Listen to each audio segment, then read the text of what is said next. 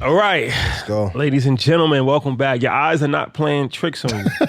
Market Mondays, Yes. but we are in a different location, and then we're about to go to a different location. Yeah. It's a legendary situation. I thought you was going to say that our appearance. I thought that's what you was going to say was the difference. Well, that too. That too. Everybody clean to like trap is not in Trap in the tire. trap in the tire. Yes. Bro. This is in the words of Carlos Miller, monumentous. That's Monumentous. That's a fact. The corporate takeover. The rumors are true. We got the bro Wallstreet Trapper with us. So what happened, what we just did was something that was extremely legendary. Shout out to our guy, Peter Tuchman. Yes. Took Lobsters and us truffles, to the New York Stock Exchange. And we took a tour of the New York Stock Exchange. It was dope day because they had an IPO. Yeah. Yeah. So we got to see that. We got to see its history, talk to some of the traders on the floor. And then we actually interviewed Peter, all four of us interviewed Peter outside the stock exchange. Classic. Amazing. Legendary. So dope, man. It was dope for me. And if you know anything, ever since 9/11, it's been extremely hard to get a visitor's pass to go into New York Stock Exchange. So it's not easy to get access. So appreciative of him doing that. And it was a legendary moment, legendary day, and a legendary conversation that you're about to hear in a few minutes. But yeah, so first we just wanted to just, cue it up. We got to make some announcements as always. Once again, shout out to all of the foursome that's here right now. Ian, Wallstreet Trapper, EYL, the biggest. Of course. So if you haven't heard, we're coming to London. Yes. We're taking the show on the road. Invest Fest Euro. You excited about London? Trap is on the across the pond. Mine's gone Trapping live. across the Mine's gone pond. live. This is gonna be your first time in Europe, right? My first time in Europe, man. That's many things to come, man. I'm ready for that. I want to see that, man. That's what You know Trap is what in I'm the saying? UK. I want to see that, man. Yes. Yeah. You know, I heard the trap was out there. Yeah. Trapping. You know, when we went in line, we walked outside. We had 2,500 people pull up to Tape London. Shout out to them. Whew. A couple of the people were just I let like, that go. yo, Yeah. Wallstreet Trapper coming? Right. I'm like, Yeah. soon come. Well, what happened Soon come. was he was originally on a flyer. Yeah. Because we did a networking event and Kiana Watson, 19 Keys, all of us. Epic. Dope vibe, MG the mortgage guy. So when I put the flyer out, and then he hit me like, yo, bro, I'm not gonna be able to make it. I had a scheduling conflict. So I never rechanged the flyer. Yeah. Wow. So people that Vantage. was there, they Yeah, was like, yo, they is was Trap trapping. They was coming? Trap coming? I'm like, nah, he couldn't make it. He had a scheduling conflict. So this time, Come Yeah. on. He will be there. Wallstreet He's on our Trapper flight. That's a He's fact. on our flight. The package is stamped. will be in London. The triple beam. Yes. The scale. Top boy. It is Scorpions on stamped. the package. The eagle. Yeah. It's on there. Yeah. Nah, it's gonna be monumental, man. I'm looking forward to it. Royal Albert Hall, London. Don't let that go over there. Oh man, everything's lining up. Regal. Yo, listen, I heard that not even some of the biggest stars in the world could get Royal Albert Hall. That's a The, fact. the rumors are true. That's rumors are true. The That's rumors great. are true. Rumors are They're true. Some rumors aren't true. That one is. That one is. Yes. Not all of them. No. It's an opera house. Come on.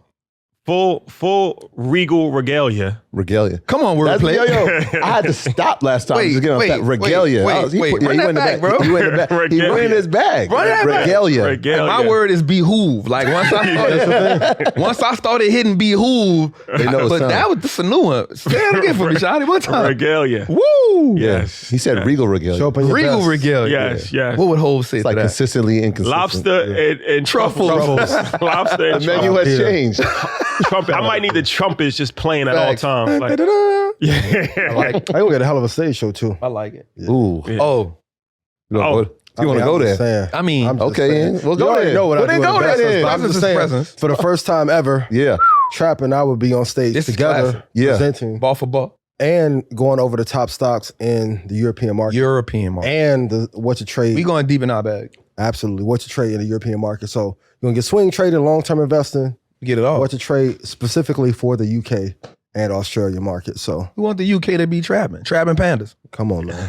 Yes. So you Trap heard house of was jump. Monumental. Holland, Switzerland, Switzerland, Ireland, Ireland. Netherlands. France, Netherlands. Yeah.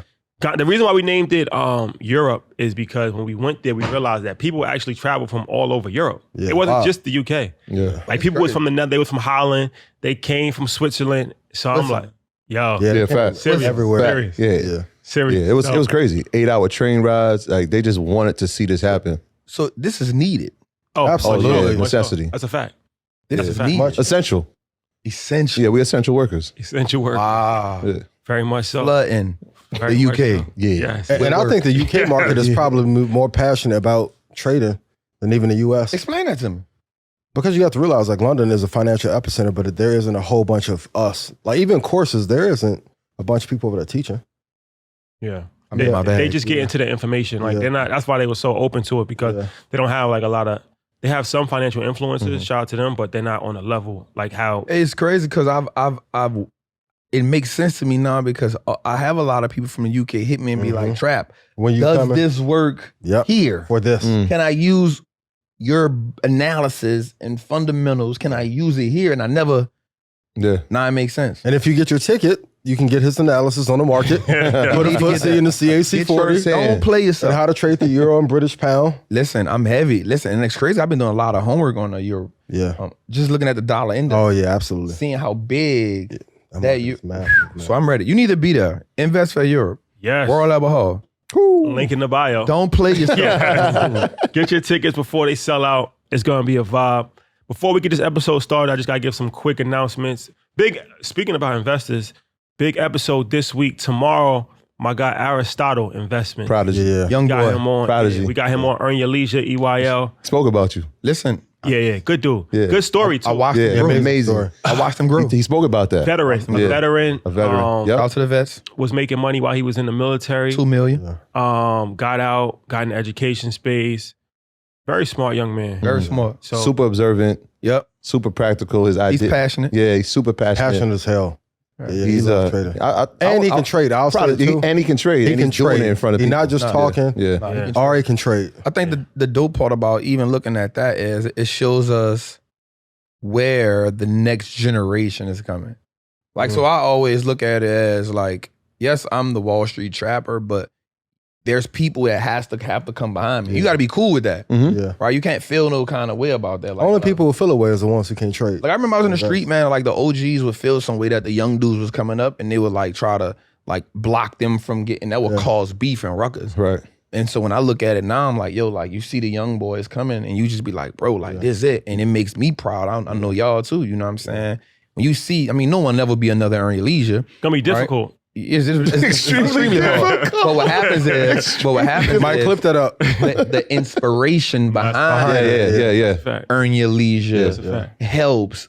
You know what I'm saying? And the other part of it is that even if there is, right, we're opening the door to say like, yo, come through the door. How easier. can we help you? It's a fact. How can we help you? And that's one of the things Or that he was, collaborate or how do can we business collaborate? together. What do you Yeah. need? Impact. Like even like we've had phone calls. I'm like, yo, what if you change this? What just helping each other build. And that's why I said this revolution is completely different. Because when he spoke about it, he was like, he's listening, he's observing, he's watching you, watching us. Yeah. He's about giving flowers and how can I help you? Most people forget that part. Like, how can I add value to you? Right? It's not gonna take anything from us to help him. Facts. You know what I mean? It's the same like, yo, if I light your candle, it doesn't extinguish my flame. Come on, Troy. So shout out to him, man. Thanks the soup, man. Did you notice? Shout out to Aristotle, man. And before we, also, shout out to our guy Josh Brown. We did a Future Proof conference, super dope. That was amazing. And rest in peace to P&B Rock. Yeah. Passed away when we was in LA. Yeah. Senseless I heard, yeah. That hurt. violence. Extremely unfortunate situation. Prayers to his family. I believe he has a few daughters. Yeah, Yeah, man. children. Yep. So yeah, man, we gotta do better, man, because Be at the safe end out of the there. day, man, it's only coming back on us. So Yeah. he was at InvestFest. Yeah. Yeah, he was at InvestFest. So Yeah. obviously he came to InvestFest for a reason, trying to Facts. learn information, trying to better his life. Yeah. So to see him get gunned down like that in broad daylight, he ain't deserve that. So Yeah. rest in peace, man. And that also, just before we head out, man, that shows the importance of financial literacy, man. So 97% of crime is done behind finance, Absolutely. right? 86% of marriages end behind finances. Yeah. So if we can increase the knowledge behind finances, if we can show that, right? Just even myself, like just trying to show my homies how to get money in the market in the hood.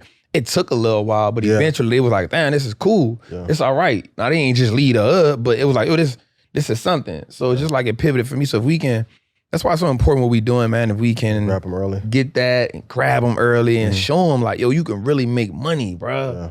Like, you can change your life, and then we can make them measure the risk to the reward. Like, yo, what's the risk? As somebody who hustled all day, every day, like I understood that you don't really make the money you think that people think you make. Yeah, You don't really make the money.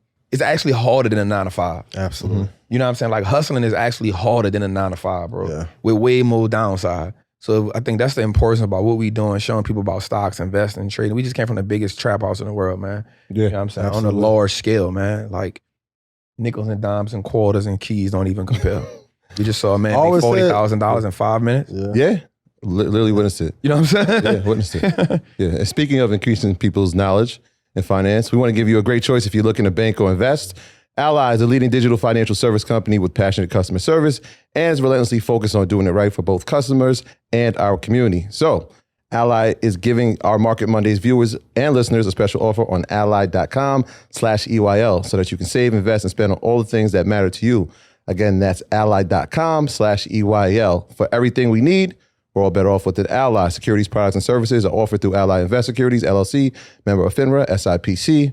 Shout out to the good folks over at Ally. Love you Shout out guys. to Ally. Troy Disclaimer. did that so good. Yeah, his segue game's phenomenal. Bro, it's good. I Yeah. remember he couldn't do that good. It's phenomenal right now. You know, 200 Practice. shows, Practice. It adds up. thousands of ads. It works. Practice. It adds Bro, I up. see it. Not a game. Sheesh. Practice. Yo, you know how this works, man. Do your own research. Our content is intended to be used and must be used for informational purposes only. It's very important that you do your own analysis before making any investment based on your own personal circumstances. You should take independent financial advice from a professional in connection with or independently research and verify any information that you find on our show and wish to rely upon, whether for the purpose of making an investment decision or otherwise. Continue to do your research. Yes. Continue to share it when it's good. When it's good research, share it. That's how we build a community, y'all. This is a message brought to you by the good brothers at Earn Your Leisure. Yeah. The good brother, Wallstreet Trapper Shout out to himself. my guy. And our guy, you know him. Ian Dunlap, the master investor. Bro, Troy's game is so cold. Yeah. Like mine is simple. Like do the research, do the homework. If you can't, get a financial advisor off of Jerry. I know one there by the name of Rashad Bilal. He can take you to glory. I'm Wallstreet Trapper. I can just bring you to the trap house. That's it for me. Troy, that is really good, bro. I appreciate it, man. It's a corporate takeover. I see it. Slowly but It's the surely. suit. Legal. They act different when they got the suits on. Check the shoes. Ian, any announcements you want to make? Stock Club call will be at 9:30 Central, and if I've made you money, please put yes in chat. Oh, I know you guys are waiting for the bonuses about Market Mondays Live. Next week, we'll do it. We'll Okay. do it Yeah, for sure. next week. Next For week. sure. We got to get some things in Yeah. order, Yeah. but I'm going to give a bunch of bonuses, bunch of sneak peeks. We got a sneak peek of the bonuses. Yeah. And let me say this before we start the show. If you wasn't at New York Fashion Week, I'm sure you probably saw the ambiance. It was extremely Yes. Humble. Elegant. yes, yes, sir. The humbleness in that. Yes. What that pink was? What? It was actually no, it was fuchsia. Fuchsia. Fuchsia into the future. Yeah. I see it. Yeah. I saw the fuchsia with the beard, the black beard. It's a dope collab, bro. I Collaboration. felt it. I saw it. I saw it. Like, Casino vibe. like honey mustard goes good on brown skin, but the way I saw the fuchsia, I was like, oh, he's in his bag right now. I can tell that when you did this, Yeah. you could tell somebody feeling With the shoes, though. that gets Yeah, it. yeah. I can see him getting off the thing saying, make sure you catch the drip. Please, please, It's respectfully. important. No, it's important. It has to be documented. But It must be documented. anybody that wasn't at Fashion Week, we had a limited merch drop, 100 shirts, and we got a few shirts left. So that's on the website, and that's an NFT. It will only be sold once. Not literally an NFT, but Come on, man. figuratively. An NFT, you'll never see that ever again. It was a really dope collab. Shout out to Mike B.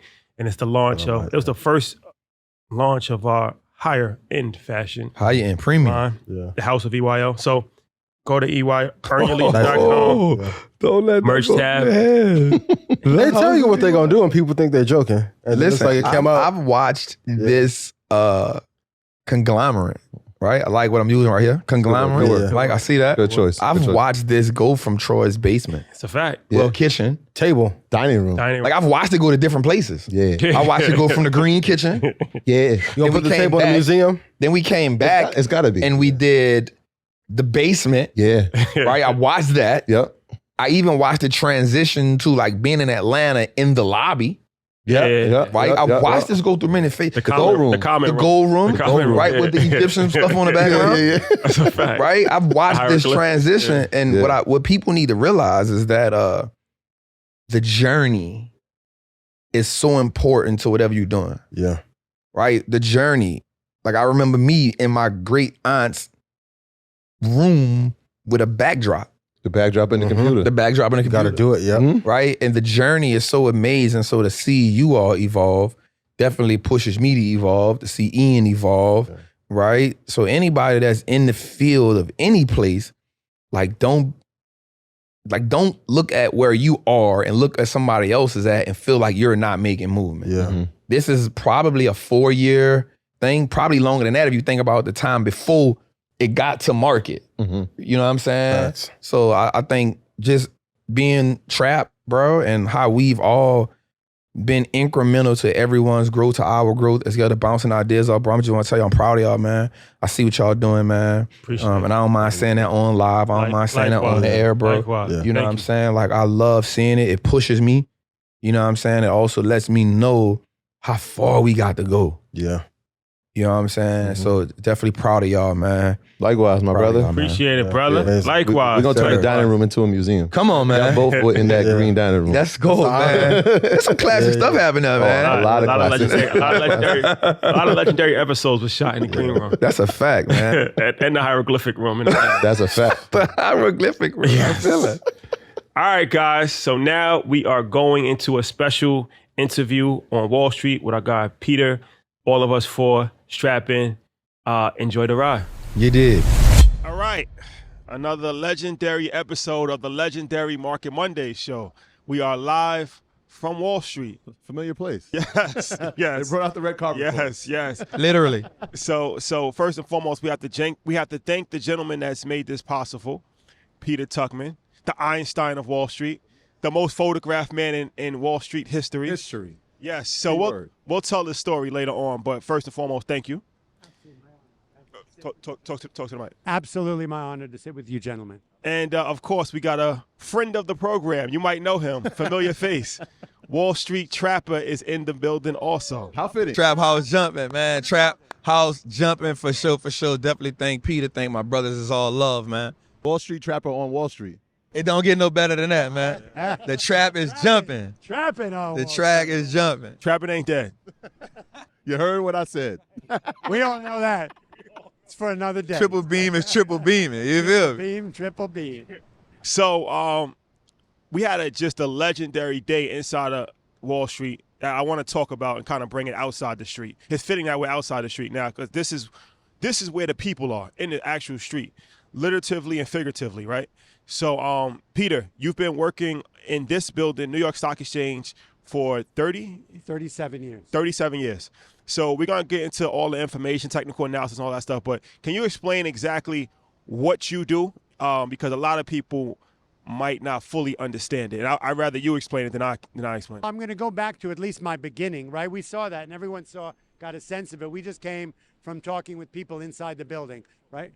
With people inside the building, and they all said where they got their start. One was delivering coffee, right? Frankie said he was buying lunch for people, right? So the floor of the New York Stock Exchange is made up of brokers. There's 1,564 seats on the stock exchange. Were created in 1903, right? Like a taxi medallion. It gives you the right to trade. And inside the room, you've got brokers who are representing hedge funds, institutions, banks, and stuff like that, and high wealth people. And then you have market makers, right? So the format and the makeup of the room has been the same for 120 years, right? It is an auction market, right? You have buyers, you have sellers, and then you have the market makers who put the people together. So I'm a broker, okay? I came down to the stock exchange in 1985. Some people say 1885. They joke that I went to high school with Alexander Hamilton, but let's say I look good for my age. I came here in 1985 as a teletypist. It didn't matter who my father was. It didn't matter what my background was. You come down to Wall Street, there's no trading for this job. And we talked about that, what makes a good trader, and I'll go into that. So you come down here, you may know someone. Tony Vaughn, Tiffany in the house, what's up? So you come down to Wall Street and you start at the bottom, right? Because it's a matter of being somebody who works on the floor of the stock exchange. Let me go back for a minute. In the 1700s, 200 years before this building was built, they used to trade right out here on Wall Street under a tree called the buttonwood tree. Okay, people were trading commodities, trading stocks, trading business for 200 years before we actually built this building. And in 1787, they created what's called the Buttonwood Agreement.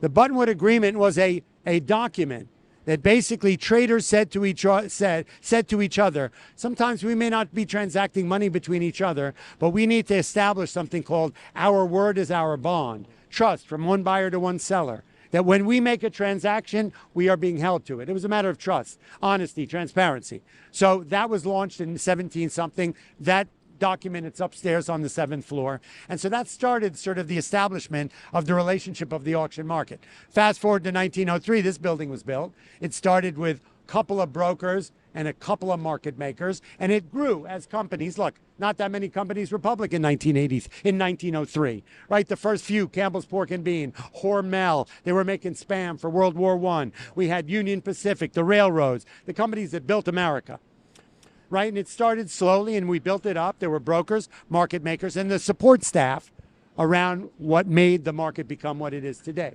Obviously, it peaked probably, it's the only human-based marketplace in the world. Right? Back in the day, there were thousands of people down here, open outcry, screaming and yelling, auction market, buying, selling, market makers, creating a smooth and active market. The most exciting place in the world. I came down here in '85 as a teletypist. That was the job where I started. Back then, you would buy stock, sell stock. You would write it down on a piece of paper. I bought 100 shares of XYZ at 39.25. I'd send it into the booth. The booth would report it upstairs to the desk of the brokerage firm, right? Then they would take that piece of paper, input it into a teletype machine before computers, and then you would create the ticker tape, okay? Then I went to become an option clerk. Oh, so I had a summer job. I said, you know what? The energy here is amazing, right? You can tell I'm a people person. I'm an adrenaline-based communicator, right? And a connector, right? So when I found that energy here on the floor, which was just palpable, right? It was two human beings to each other, right? Engaged in battle. And that was exciting for me. That got my juices flowing. I knew it was the place for me, right? And so I asked if I could stay and get a real job. I became an option clerk, a retail clerk, an institutional clerk, right? Doing different kinds of business. My quest was to have a badge, to have a seat on the New York Stock Exchange. When I got that seat, I got to go upstairs and sign a book. In that book, J.P. Morgan had signed the same book. Carnegie had signed the same book. All of the founders of the Industrial Revolution had signed that same book. It was like Santa Claus's book. You opened it like this. My parents showed up, and you would go back in and see who had signed the book before me, going back to the 1700s. It was unbelievable. And that gave me the power of what goes on in here. Right? What goes on in here, everybody here will often ask, I don't know anything what goes on in the stock market, right? But if you go in there and think, we're the greatest consumer generation in the world, right? We are very loyal consumers. Everybody knows what's going on in there. The Nikes, the Apples, the Alibabas, everything, the Home Depots. You could look at the ticker tape. Everyone's got a relationship with every one of those names going by, right? So I'm a broker. I represent a hedge fund and some traders, okay? And in the old days, there were 1,600 brokers. There were 2,000 market makers. There were 3,000 clerks. There was 2,000 support staff, and the market was wild and crazy. Ever since the technology came into the marketplace, things have changed, right? People have had to reinvent. Some people left, right? People weren't able to figure out how to make themselves add value in an electronic marketplace. We don't see that only here. We see it in every industry. We know that everyone's being outsourced to machines.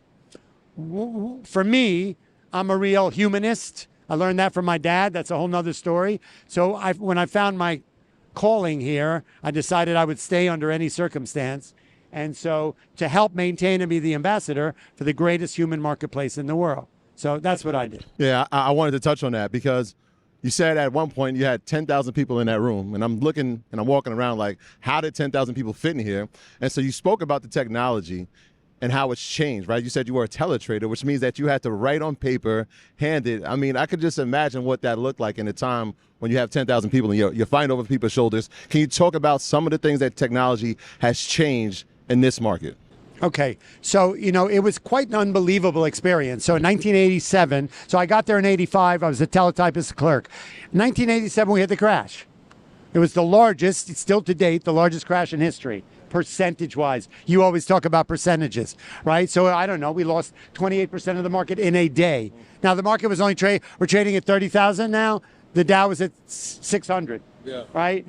No, it was at 2,000. We lost 680 points that day. 28% of the market's value on that day. So at that day, there was paper all over the floor. There was screaming and yelling, dogs and cats living together. It was crazy, right? And so people would go, I don't understand how you can find any kind of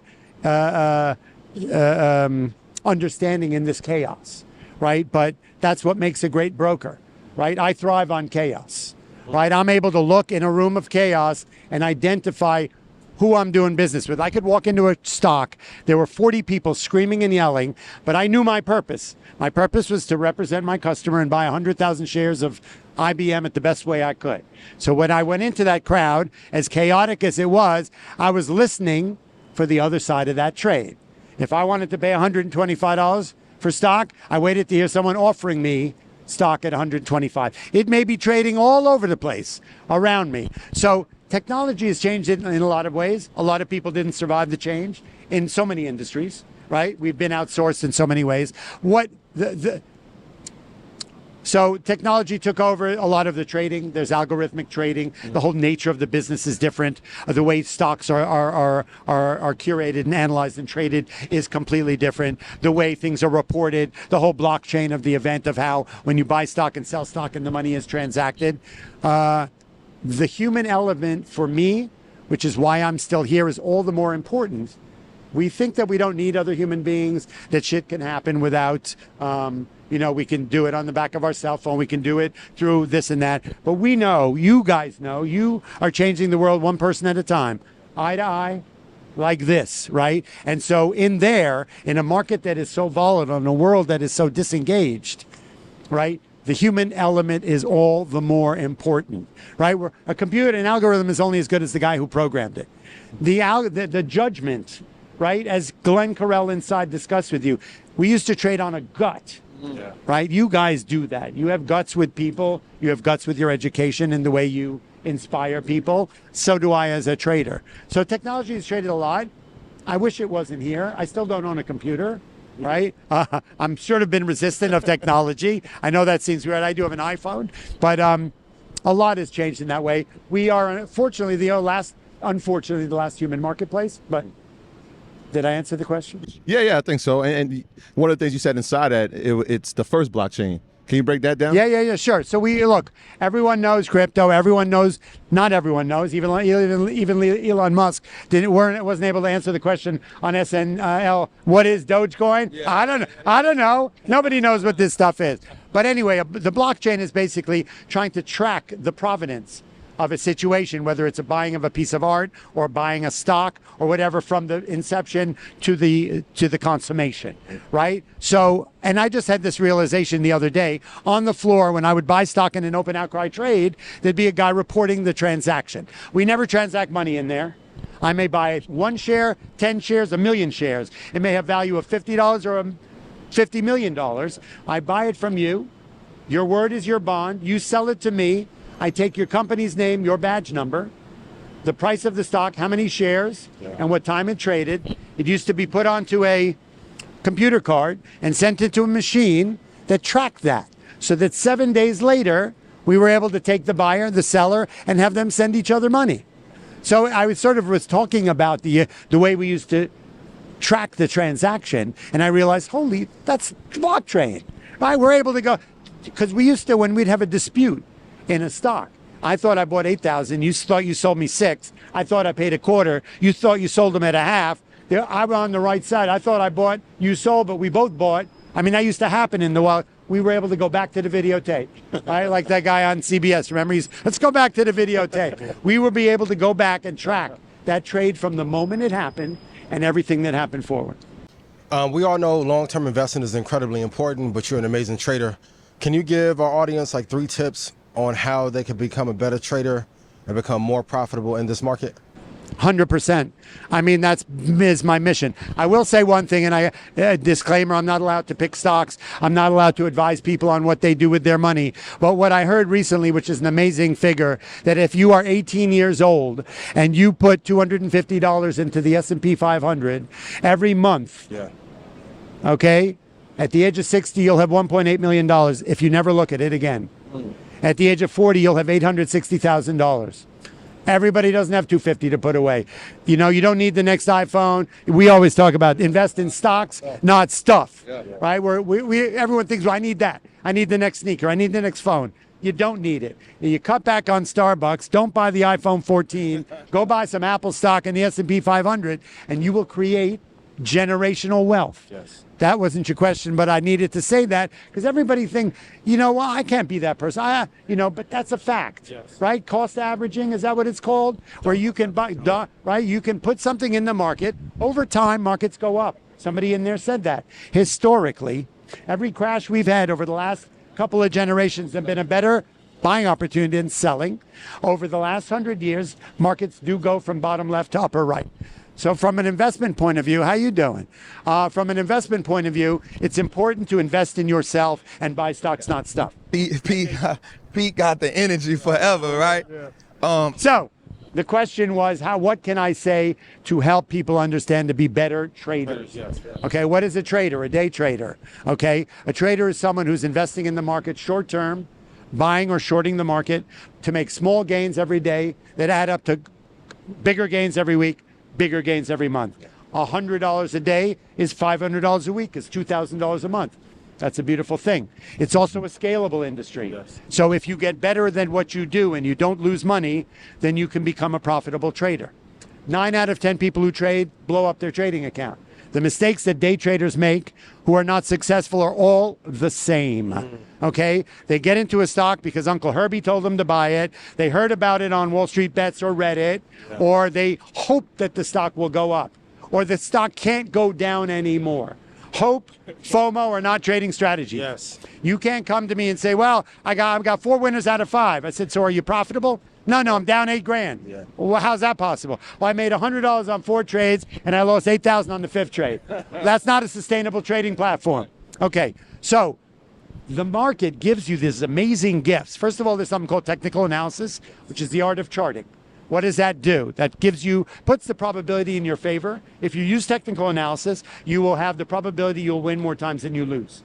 Risk management, stop orders. The stock market gives you this amazing tool that you can identify and lock in your loss that you're willing to lose. Yes. I'm willing to lose $50 to make $200 every day of the week.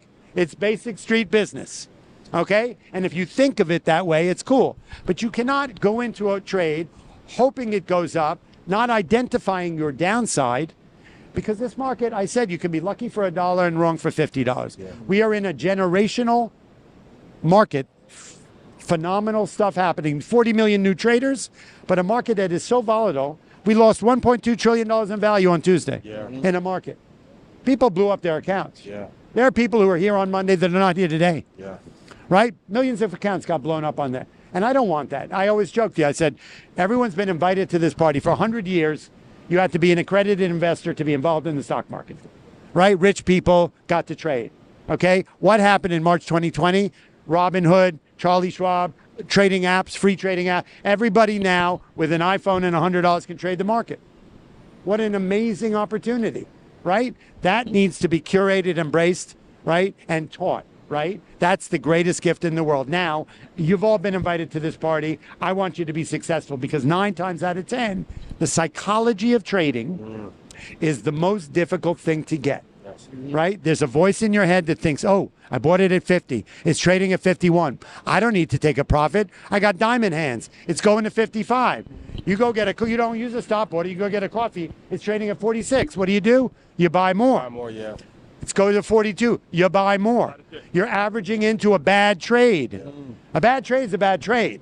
Okay? Okay. So you average into a bad trade. It goes to 40. You're down 10 grand suddenly. You can't take the pain anymore. You're sick to your stomach. You sell it, and you can bet your bottom dollar it goes right back up to 50. That happens all the time. So advice to a day trader is have a plan when you get into a trade. Use technical analysis. Have a stop order on every trade you do. Learn the rules of the game in anything we do, any kind of business, street business, big business, corporate business, whatever it is. Look, if I wanted to be a pilot, I wouldn't go to Teterboro, ask the guy to give me the keys to the plane, get on the plane, turn it on, and hope it's going to work out. It doesn't end well. Same thing with trading and money. Anything we do, you need to read the book, you need to learn the game, you need to have mentors, you need to find out people who've done it for a while. If I want to learn how to fly a plane, I take the course, I get in the plane with a teacher, I log 180 hours before I ever fly that plane. Same thing here. One of the crazy things is in the market that the trading apps and the firms do not offer education to people. They sell this story. You come in, you give us your money, Robinhood, nothing against Robinhood, but it's a reality. They don't give them the fact that, oh, I can lose money, right? And now I don't want anyone. So have a plan, use a stop order, use technical analysis, never trade on hope, never trade on FOMO. I got something, man. As I listen and as I walk through, first, let me say I appreciate you for letting me and the Trappers in, right? We in here, y'all. The Trappers on Wall Street. Yeah, it is. So as I listen, I compare it to the street so much, right? I'm listening to being a good trapper. Like, you have to have risk management, understanding what's going on around you, but the goal is always often to scale. Right? How can I scale whatever it is that I'm doing, but then be around, because we understand that markets go down. We understand that the block get hot, right? So as someone who's been in this game so long, like, what has kept you going, and do you keep learning? Because I'm thinking about like Lehman Brothers, right? So many people scared, so many people wiped out, so many people filled Wall Street with they were walking out of here, gone, right? How do you stay consistent and stay like active, saying, look, this is what I want to do, right? Like, how do you keep that competitive advantage in you that says, yo, this is my game, I will stay here, this is my trap house? How do you keep that? I appreciate that question. Thank you for that. First thing is be humble. First thing is and I say it all the time, I am a forever student of the market. I never sit on my haunches thinking I got this, right? There's different challenges we have in life, and if you've had a problem and you've hit a bottom and you try and build your life back, never think you got this, because, you know, Mike Tyson, it's all fun and good till somebody punches you in the face, right? We know that, right? So stay humble and be forever a student of the market. For me, what I've done is I come in here every day, right? My career, look, I started here in '85. My career has not always been successful. I've had some moments in time that were incredibly challenging. And so look, I'll go back. I'll give you a little just piece of history. So my parents are Holocaust survivors, right? They grew up in Eastern Europe. They were Jewish. The Nazis came along. They killed everybody, right? My mother was one of 72 people in her family that were not gassed. My father and mother were in prison for 4 years. They came to America. They found the American dream. They found their life. And what they instilled in me was the importance of the human connection. They instilled in me that it could be worse, that you wake up every morning. Can you imagine? Every morning for 4 years, they used to wake up and there would be 2 dead people lying next to them in the bed. They would wait for somebody next to them to die so they could steal their shoes.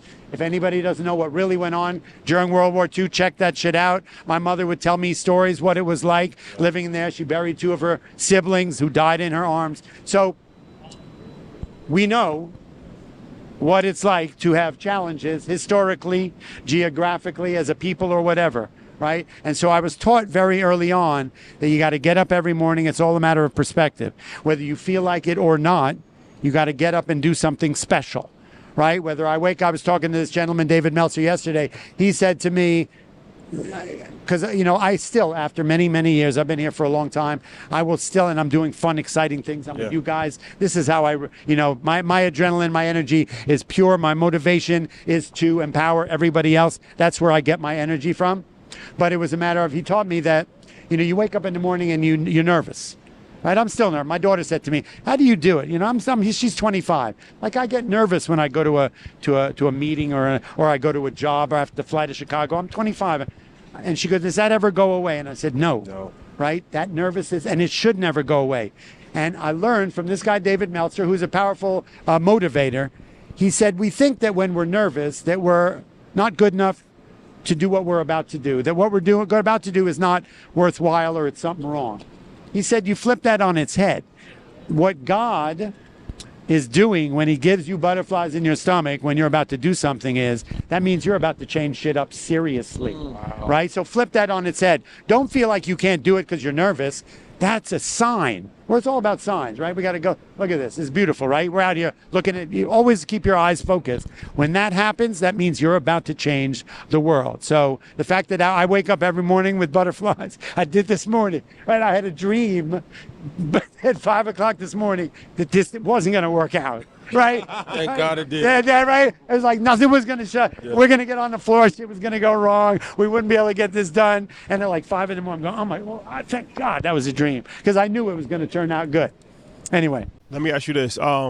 So let's get into some meat and potatoes. Technical analysis, right? You talked about technical analysis. What are some of your favorite indicators? And what is your overall thoughts on technical analysis? Because a lot of times people say that technical analysis is overrated. Or some people only use technical analysis. So what's your thoughts on technical analysis, and how do you use technical analysis? Okay, so at this point, I need to call on my partner, David Green.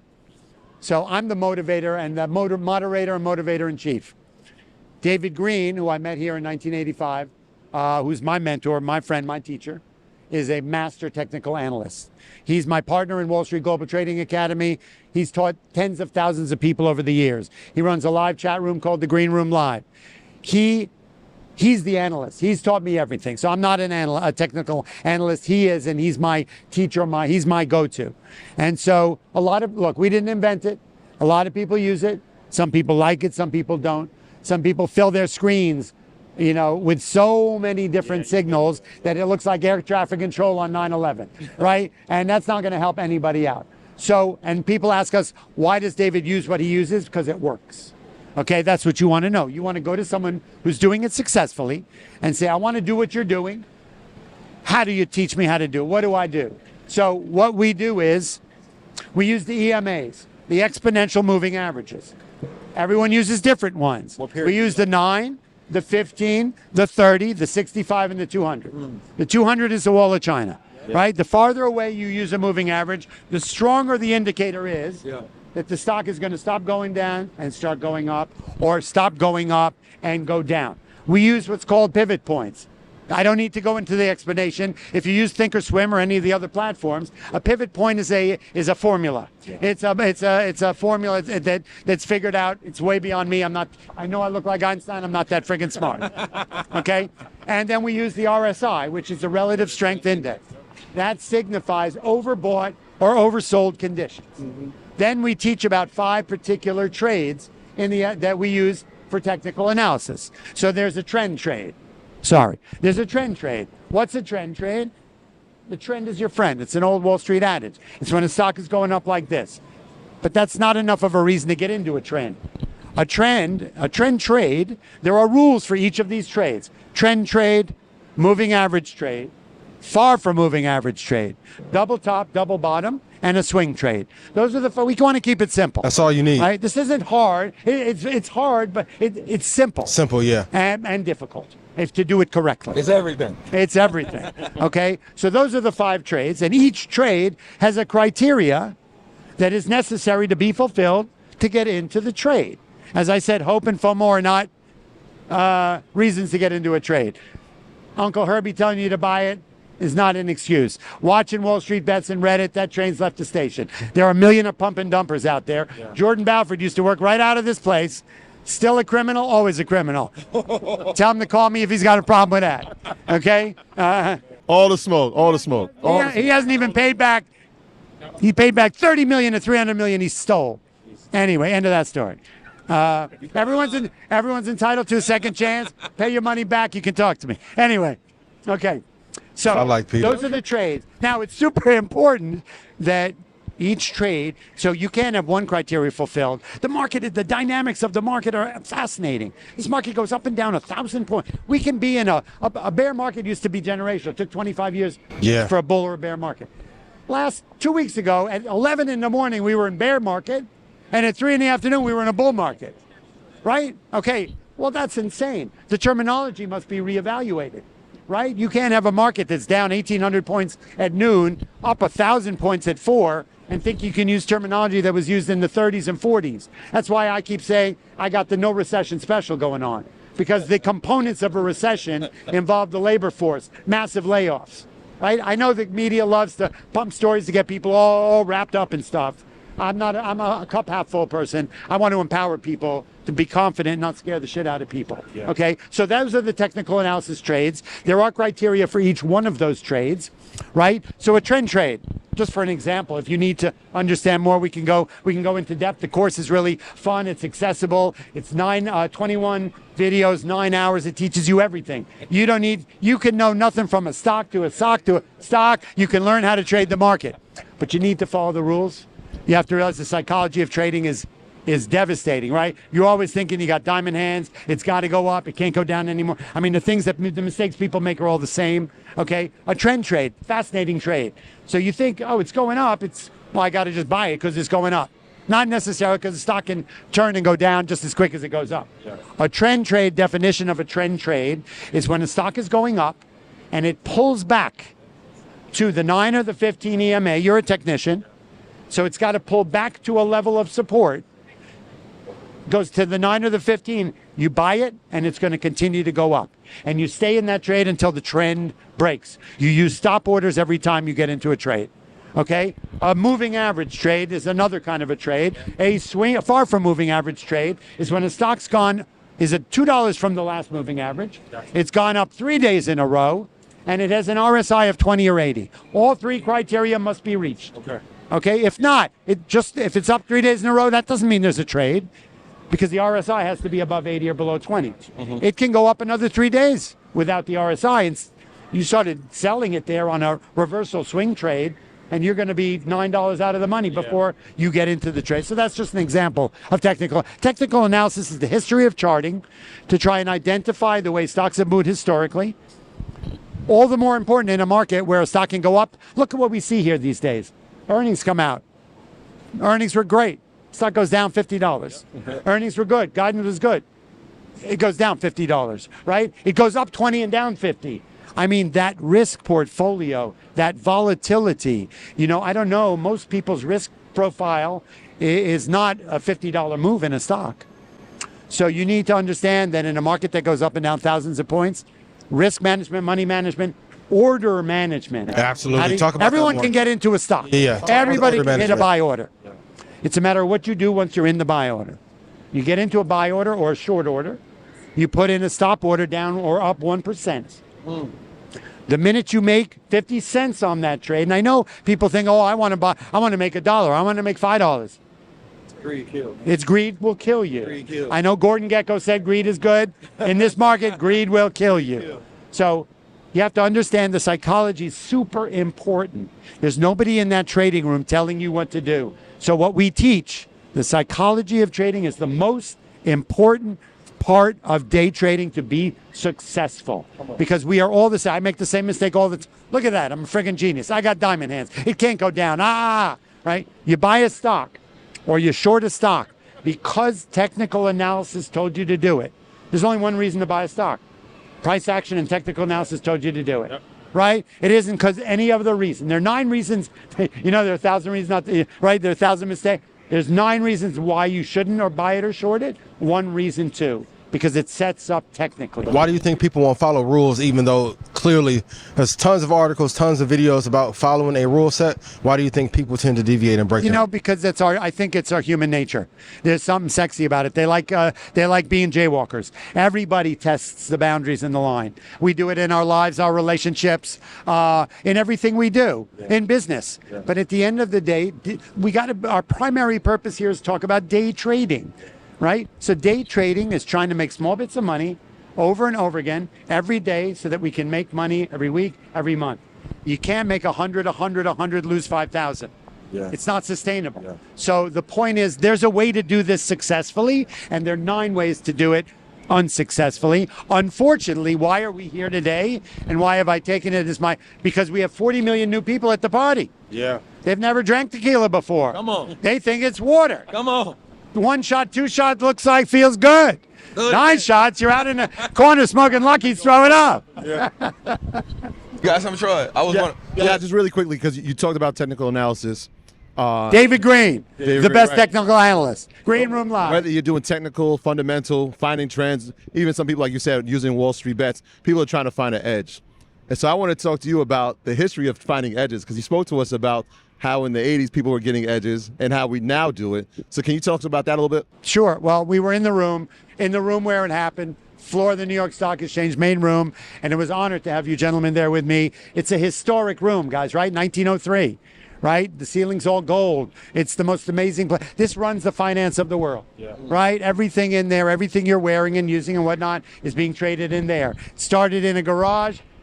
Now it's a stock that consumers get to buy and sell, creating earnings in the stock. So in the old days, before, I know many people are young, they don't know what it was like before a cell phone. They don't know what it was like before the internet. They don't know what it was like before all that stuff. Things were done on paper. Okay, it was face to face. You used to have one phone at home. If you weren't there to catch the call, you missed it. There wasn't even an answering machine, right? So the whole relationship that we had with people and information's gold, right? And it's a matter of what you do with the information, right? Information is key. Who's got the good shit? How do I know? Is he legitimate? Is he a viable source? Right? I mean, we know how we can get in trouble. It's good for 1 and 2, and then we get in trouble with the big one. Anyway. In the old days, the edge is information, right? When you're trading stocks go up and go down depending on supply and demand, but they go up on news and information. Why does the stock go up? Well, Nike just came out with a new sneaker. It got endorsed by LeBron James, and it's going wild, selling it in Soho. Why is the stock going down? Because COVID came. No one's getting on planes anymore. Everyone's short an American airline or whatever. Okay, so back in the old days, how do you get an edge? You want to be the first one on the train, right? Because we don't know how long the train's going to be running in the station, and then it's gone, right? So if you want to be in the room where it happened, you got to be information's gold, right? Remember that old Wall Street movie, right? Gordon Gekko gets Martin Sheehan, right, who was actually his guru, called Dennis Levine, right? Gordon Gekko kept saying, he was Ivan Boesky, kept saying he was having premonitions in his sleep. People talking through his pillow that you got to buy, Reynolds. Well, it turned out he had a plant somewhere who was telling him the news. Information is gold in markets, always has been. Now we do it through technology, but in the old days, what you're referencing is, so when I was a broker in the beginning of my time, we were in the Iraq War. Back in the day, when there would be an FDA trial going on for FDA approval of a drug, when there was going to be a case that would impact the earnings or the profitability of a company, brokerage houses, the Goldmans and Morgans, brokers here on the floor would have people in the room where the information was being released. They wanted to be the first guy to get the news. Yep. Now, we just sit at home and get a flash on our phone, so that it's a race to the news, and now kind of a race to the bottom, right? But back in the day, the Iraqi war had just come out, and I got an order from a client, and he called me down and he said, go buy 1 million shares of Harsco. And I said, what are you talking about? Market's going down. We're in the middle of a confrontation. Things look shaky in Iraq. Market's in trouble. He says, I didn't ask your opinion. I just said, go buy 1 million shares of Harsco. So I didn't know what Harsco was. I go running in and I just start buying it like crazy. Well, it turned out that he had gotten the word that the U.S. had attacked Iraq on, I think, what it was called, Fire and Doom, what the President Bush called it, shock and awe attack that night. Yeah. And Harsco made tanks, right? So he knew. So everybody thinks different. They're big thinkers. Yeah. Some people see information. It's a matter of sourcing your information for your benefit. He saw a war happen. Now, I know people have benefited from wars and benefit things that may be not the right thing. He saw an opportunity. He's trading people's money. He's got to do the best for his shareholders. So he saw, we're going to be in a war. They're going to be buying tanks. Yeah. I'm going to go buy some tank company, right? So he went out and bought Harsco. There you go. We good? Yeah, I got you. I know you did. So I got something this is kind of a 2-part question. One of the things I hear you often talk about is, I'm listening to you, like, you understand who you are as a trader. right? And I think sometimes people can get lost in that. Like, they can listen to so many different people and they never anchor to who they are as a trader. So I hear you always talk about your trading identity. That's what I like to call it, or your investor identity. Can you talk about that for a second? Okay, 100%. So what ended up happening with the internet and with the last couple of years in the marketplace, everybody thinks this is a get-rich-quick scheme. Everybody wants the quick fix. I have people who call me and go, so what, on social media, on DM, what stock should I buy, right? And I can't recommend stocks. I can't recommend investing. That's not what I do. What I want to do is I want to give you a toolbox, fill it with tools, right? So that you can make the decisions yourself. That's one of the great things about this game, which you guys have figured out too. You've gotten your toolboxes, you've filled them with tools, right? And then you teach people what to do it. You don't tell, that's a very quick fix, right? You know that old thing, if you're hungry, I can give you a fish, or I can teach you how to fish. Right. You know what I'm saying? That's the name of the game here. So if you want me to tell you that Alibaba is going up because things in China are different, you want to make a quick $100, that's not me. That's not who I am. There are 100 people out there in a naked city. You can pay them $7.99 a month. They'll give you all the stock picks you want. When you're buying it, they're selling it. It's classic pump and dump. And some people, I don't want to hear your education shit. I don't want to spend time learning and investing in me as a student of the market. I want to make $100. I said, how short-sighted is that? Wow. How silly is that? We have this amazing thing. First of all, it's the most wild branding, advertising mecca in the world. It is an opportunity that any Tom, Dick, or Harry can go out there and make some money and learn the game, right? You can create, you guys are changing the world one trader at a time, teaching them how to invest in themselves and create generational wealth for their family. Change the narrative, right? Disrupt the shit, right? If I just tell you to go buy Shopify because I have inside information, you're going to buy it. You probably won't sell it when you should. Yeah. And then you're going to call me, you gave me bad info. Yeah. But if I tell you how to understand when Shopify will be a good buy, then you're going to call me and go, hey, Einstein, I think Shopify's a good buy here. That's what I want. Yeah. I want that give back to me. You learn. I have people who call me and David Green who come in our course. We do a live Q&A with all our students. We don't just sell you a course. We do a live Q&A. We mentor you, coach you for life. Because this isn't easy shit, right? You're very easily going to go back to your own path, right? Oh, yeah, it was good. I'm going back to mine, and you lose all your freaking money. Yeah. We have people who came to us who were losing money. I had a guy 2 weeks ago. I'm going to say his name is Robert Shapiro. He met us through an Irish kid. He met us through Option Swing, another good organization. He's in the trap, maybe. So he's a wealthy guy. He was trading the market. He did not know technical analysis. He was swinging around 1,000, 2,000, 5,000 share positions, and he was losing money time and time again. He did not know the definition of insanity. Going back to the well, trying the same act and losing over and over. He found us. He went out, he bought the course, he joined the Q&A, he did the boot camp. You know people, I met people who came to you, they got that taste of blood in the streets, and they said, oh my God, you can teach me. There are people who are never going to get it. They're going to be haters. They're going to go out and eat your shit. Right, the haters. Screw the haters. And then they're going to people who get it. Wow, I can learn something that's going to change my life and my family. Well, thank you. Yeah. All I need is a thank you. Right.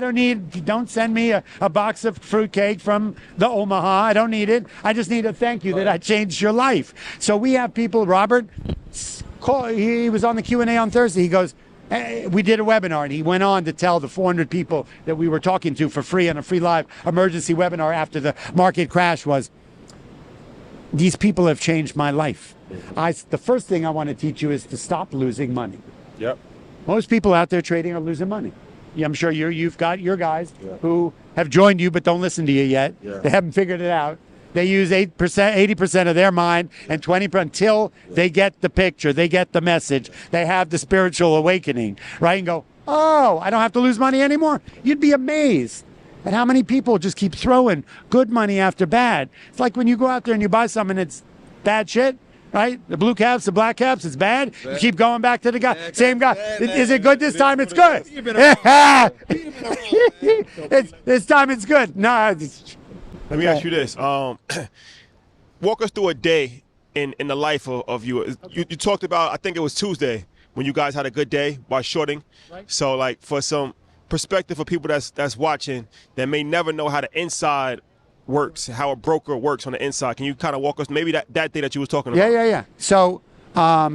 So I've been trading for actually I had a seat on the exchange for 34 years. I worked for a company in there called Trademas Securities. I work with my son, one of the greatest gifts in the world. He's 28 years old. That's just a joy, right? Family. We know family is the greatest thing in the world. I wake up in the morning and probably around 7:30. It's clear I probably have a couple of coffees, although I didn't have that many today. This is natural. 14 espressos. It's not a big deal. And then I take a nap. No. So I get up in the morning and I'm not a big...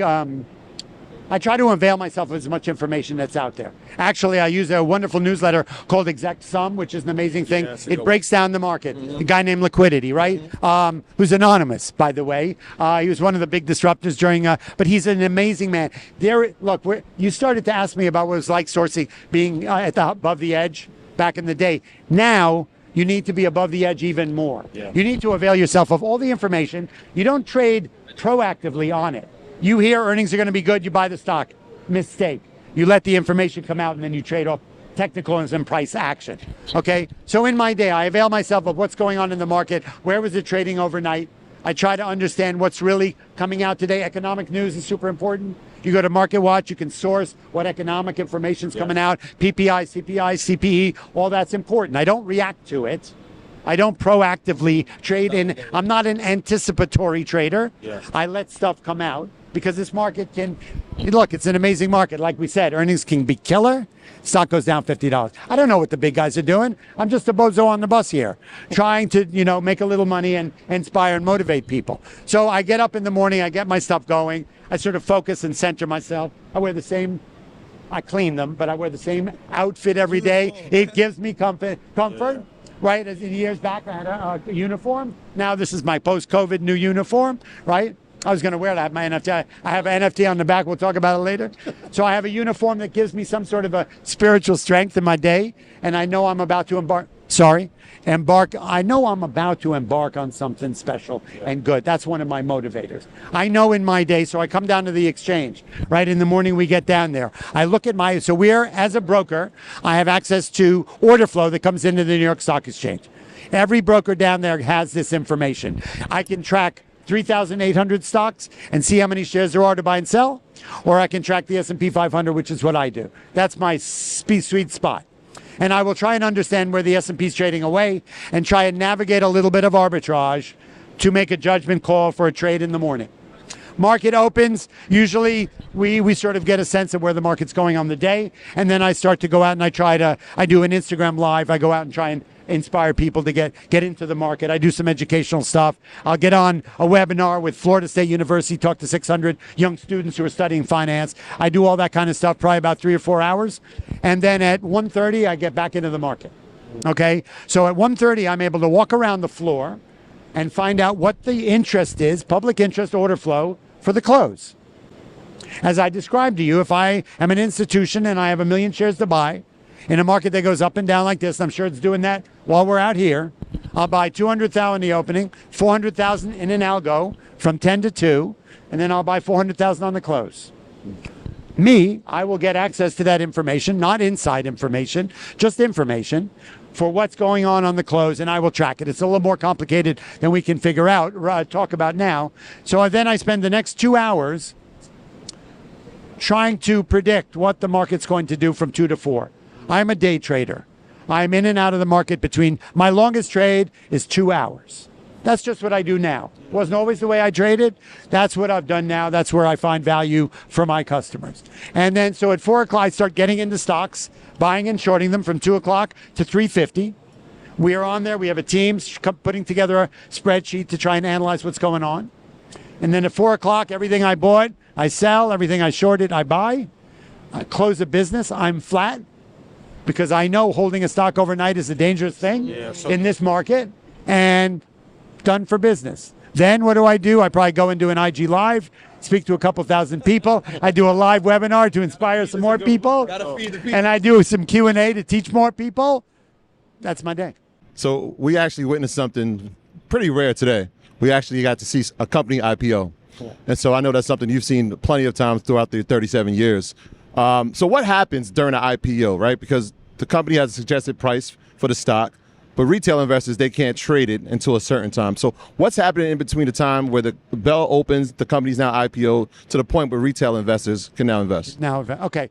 So an IPO, right? Companies start, they have some value. They start, they have their employees, they issue shares if it's a corporation, and they start doing what they do. Apple started in a garage, Microsoft as well. Other companies start, they grow, they start having value. They said, you know what? This is something, we have enough of a product or a company or something that we believe is of value to the public, and we'd like to bring it to the public to put their valuation and get involved on it. Right? In this room is 4,800 stocks. Home Depot, Cat Tractor, Snapchat, Twitter, Shake Shack, MSG. Everything that you consume, everything you're involved in on a day-to-day basis, things you consume, things you use, airlines you fly on, trains you take, they're all publicly traded companies. They started as an idea, they grew, came to here to be public over the last 100 and something years. Okay? So today, this is a company called Core Bridge Financial. It's a finance company. They've obviously spent the last 2 years deciding we want to come to market, we want to go public, we want to give the public an opportunity to invest in our story. They have a story to tell. Every company does. Whether it's a sneaker line, a computer company, or whatever they do, they have a story to tell. We're here to help them tell that story. Bringing the stock and the company to the public blows up that footprint. Right? It brings, we talked about that. It brings the platform up to the next level. Like now you all will show your loyalty to me for using my product and being part of you're now part of my story. Everybody who owns a share of stock is part of that family. How cool is that? People don't understand that, right? That's why I say invest in stocks, not stuff. Yeah. You know what? If you're we're trying to build an app where you can, it's a roundup app where you go buy a Starbucks cup of coffee for $3.05. You round up to $4. Now we have a bunch of apps that, will send that 95 cents to the market. But what we wanted to try and do is send that 95 cents, buy yourself Starbucks stock. Mm-hmm. So that if you're a buyer of Starbucks, you want to have a piece of the game, skin in the game. Right? So that's kind of a fun idea. These guys went public today. I'm sure they haven't even opened yet. So they're bringing it to the market. Last night, they went around, over the last couple of months, they went on a road show. They told their story to the investment community. There were people interested. Some people weren't interested. Some people said, I'm interested. I don't get it yet. Some people said, when you go public, I want to buy in. Last night, they priced the stock at $21. Depending on the supply and demand within the investment community. They went to Wells Fargo, high wealth people. At this point, in the world of IPOs, the only people who get offered stock on the deal are kind of that super, not even the 1%, the 1% of the 1%. So those people were offered 80 million shares. They got their allocation this morning. They come here. We price the stock. Price discovery is one of the greatest things that the NYSE do better than NASDAQ, do better than anyone, is the pricing mechanism of an IPO. An IPO is a company going public. We're basically building the CRBG building. We're laying the bricks. We're putting in the mortar. We want to build an amazing building. So where the stock opens today, and how it opens, and the price it opens, will affect the way it trades the rest of its life.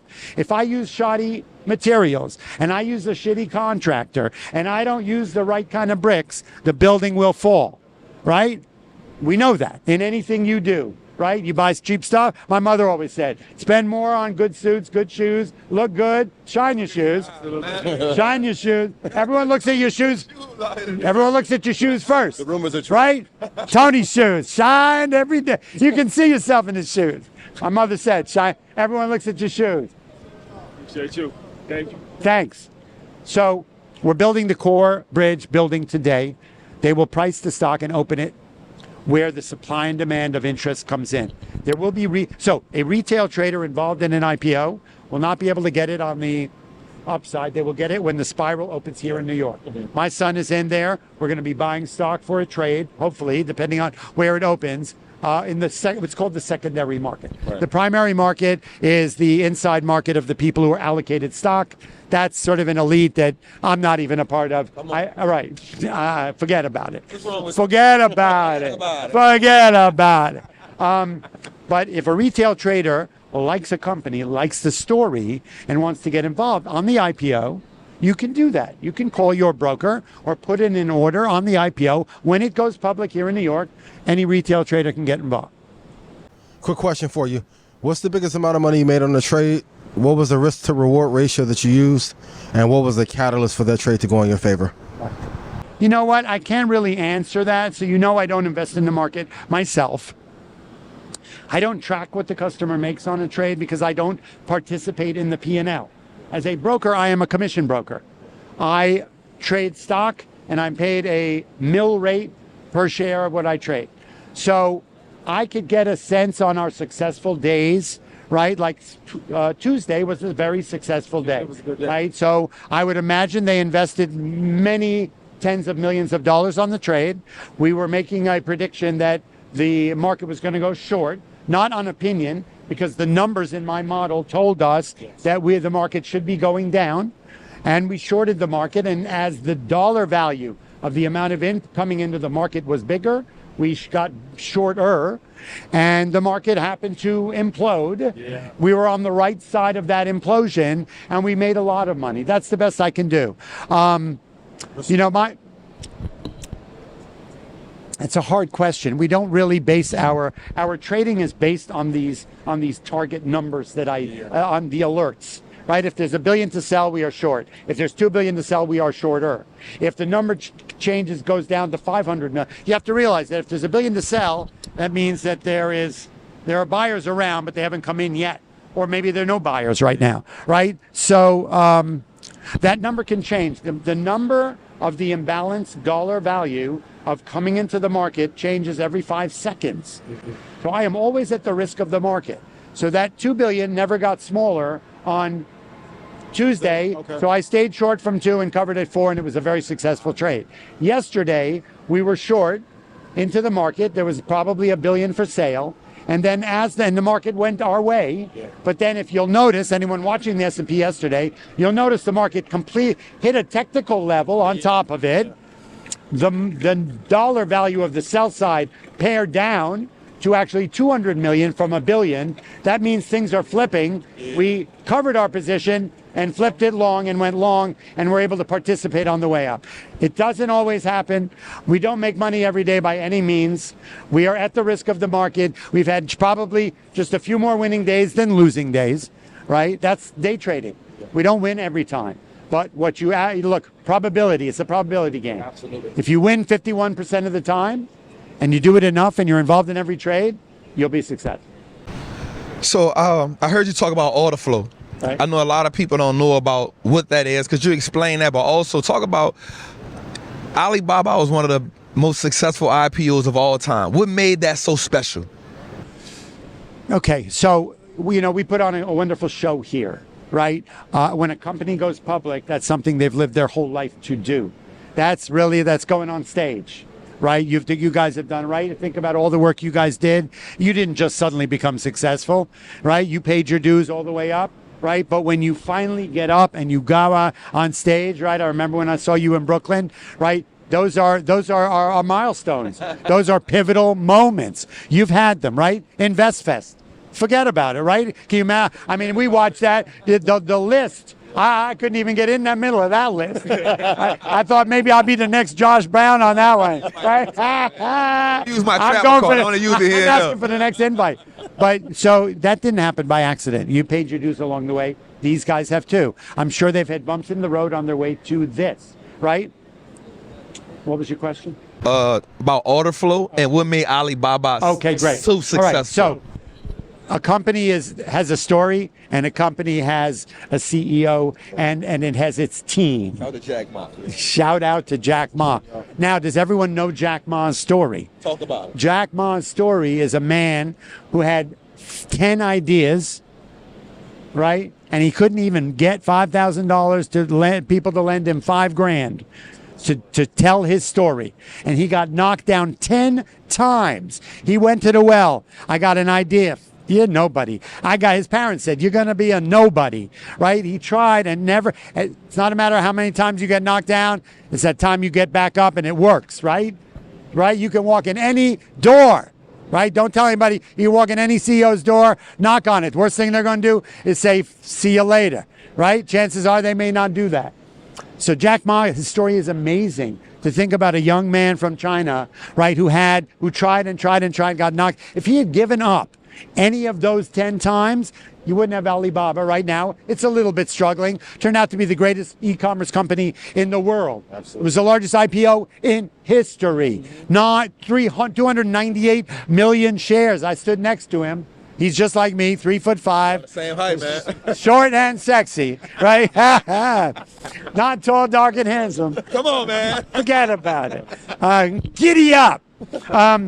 So he was an amazing man. He had a story, right? He had a journey. He got there, right? He got to the finish line, right? It wasn't the end, but it was the finish line for him. So it took all of those things, the journey, right? This is not it's not a sprint, it's a marathon, right? It's a marathon to create China's largest e-commerce company. Whether the politics, whatever you want to care about, that's not what we're talking about. We're talking about people. We're talking about a story. We're talking about a journey in a company, right? And that was one of the greatest things. I mean, you can't look to be in the room where that happened. There were thousands of people there. The IPO was unbelievable. I don't remember where we opened at 67, went to 167, or I don't even remember the enthusiasm. I mean, that was way before COVID. That was way before Amazon really was what it was. I mean, it was e-commerce at its best. I mean, it's one of the largest global companies in the world. Not now. It's at $90. Chinese stocks have taken a hit. But however, so it's a people game, a human thing, and a story. Good. And you talk about order flow. Come on. Okay, order flow. No. So order flow, right? So the New York Stock Exchange, in the old days, we did 80% of the volume of the world. There were only a few places you could go to trade stock, right? There was the Pacific Exchange, the Midwest Exchange, used to be owned by Bernie Madoff. We're not going to talk about that now. That was before he was a bad guy. And then there was, the London Exchange, Amsterdam. Shout out to the Amsterdam Stock Exchange, 1678, the oldest exchange in the world. That's where it all started, before the tulip craze. Anyway, everyone should learn that story too, about bubbles, right? So the public, institutions, high wealth people put in order flow to buy and sell stocks every day. Those order flows, whether they end up somewhere at the point of execution where stocks are bought and sold. We used to do 80% of it. The orders would come down from above. They would be called in. A broker would take it to the post. You guys met Glenn at GTS. He was a market maker. He'd put the orders and the buyers and sellers together. He'd put the order flow together and consummate a trade, right? The point of execution. Yeah. That was orders coming from all over the world. Goldman Sachs down the street, Goldman Sachs in Singapore, Morgan Stanley, JP Morgan, Warren Buffett, Bill Ackman, it doesn't matter. They create order flow determined on fundamentals and technicals. They send an order into the system. The system finds its way to the New York Stock Exchange. That's order flow. Now, there are people who trade on fundamentals, trade on technicals. People like to see what the whales are doing. What are the smart money doing? Some people trade off of that. I'm not a big fan of it because by the time you hear about the fact that Warren Buffett just took a 9% stake in Oxy, people who don't have experience think, oh, he's about to go buy 9% Oxy, I better go buy it. Well, by the time you hear about it, he bought it 3 months ago. So don't go run into a stock because net overall, Warren is a great trader, and probably down the line, it'll probably be a great investment, but that's not a reason to buy a stock. That's order flow. Order flow is order flow from everywhere else. It trickles down to the point of execution, whether it's at the farmer's market on 14th, whether it's here on the New York Stock Exchange. Peter, it's been a powerful conversation.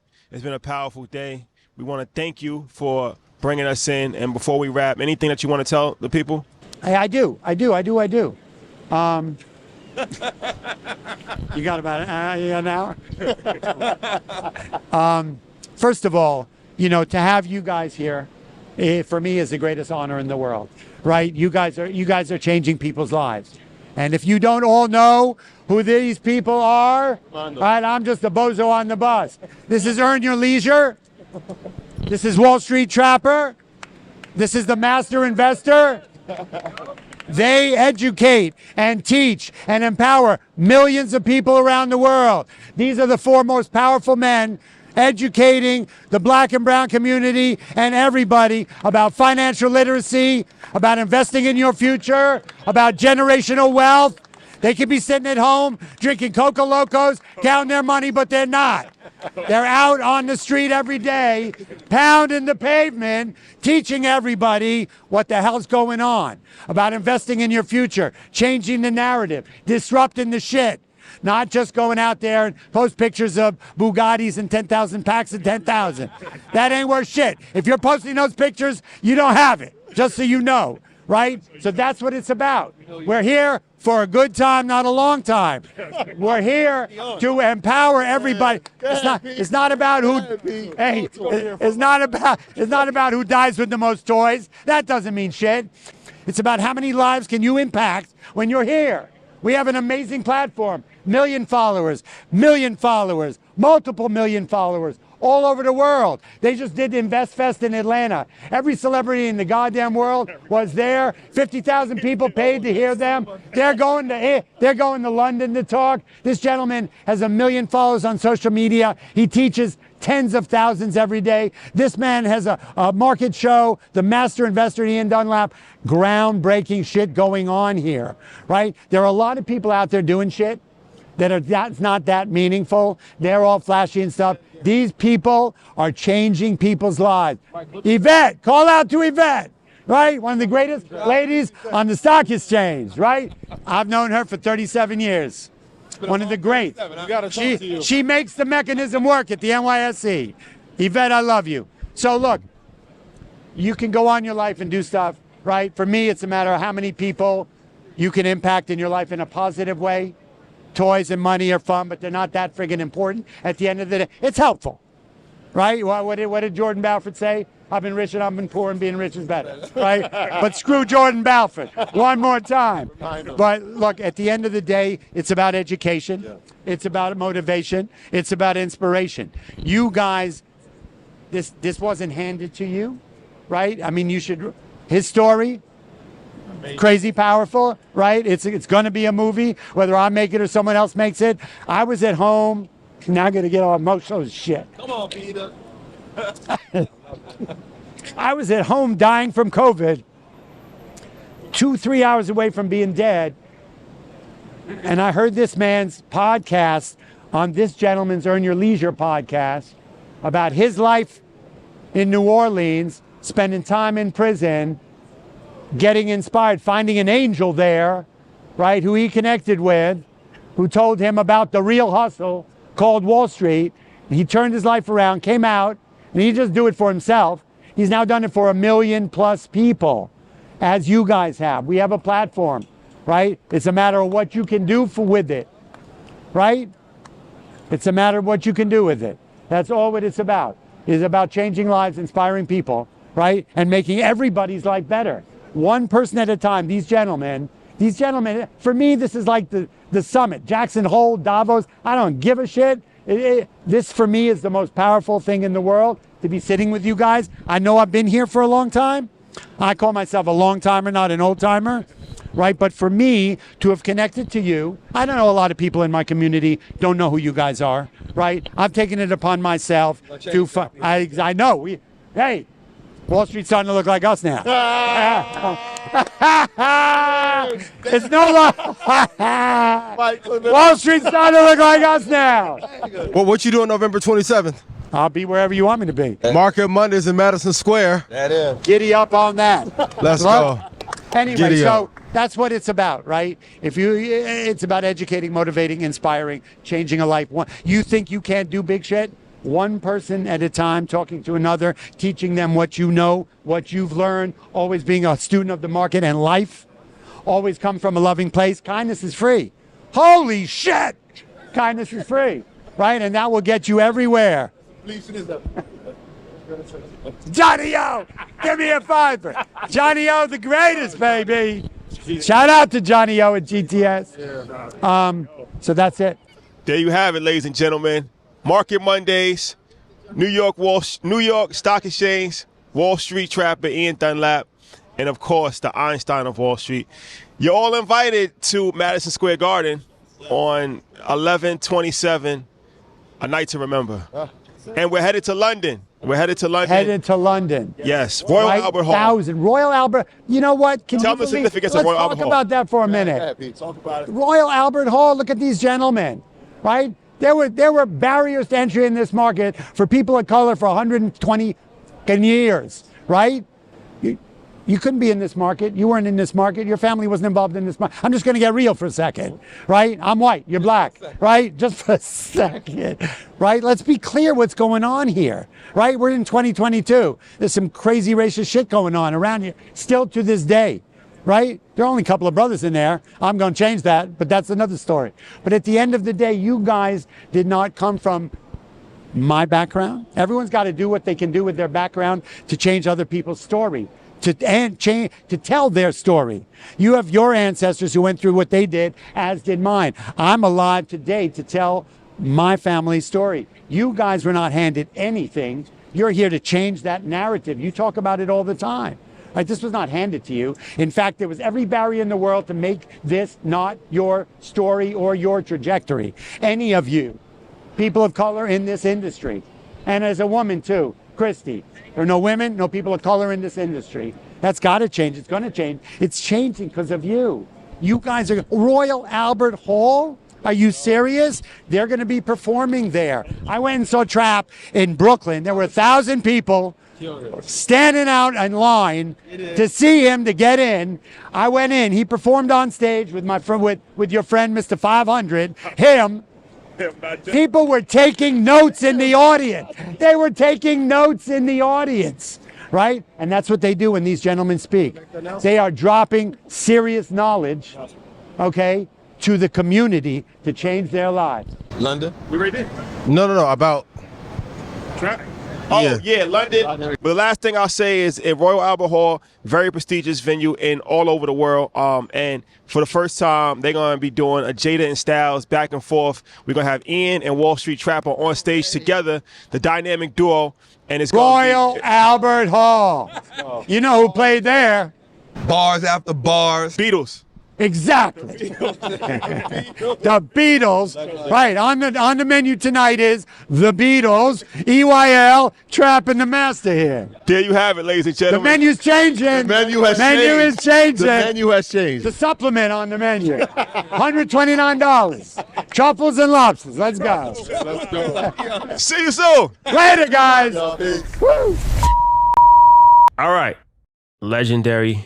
it's a great conversation. Oh, that was amazing. Yo, Thank great you. conversation. I told Peter, like, shout out to him, but Shout out to Peter, man. 10 years ago, I used to stand outside with 30 students, Come on. not be able to get inside that building, trying to figure out how I'm gonna get in every year I'm writing them, trying to get in. Yeah. So to finally get in there and then to have the CEO of the New York Stock Exchange Come on. offer us the opportunity to come back. Gave us the card. Here, come.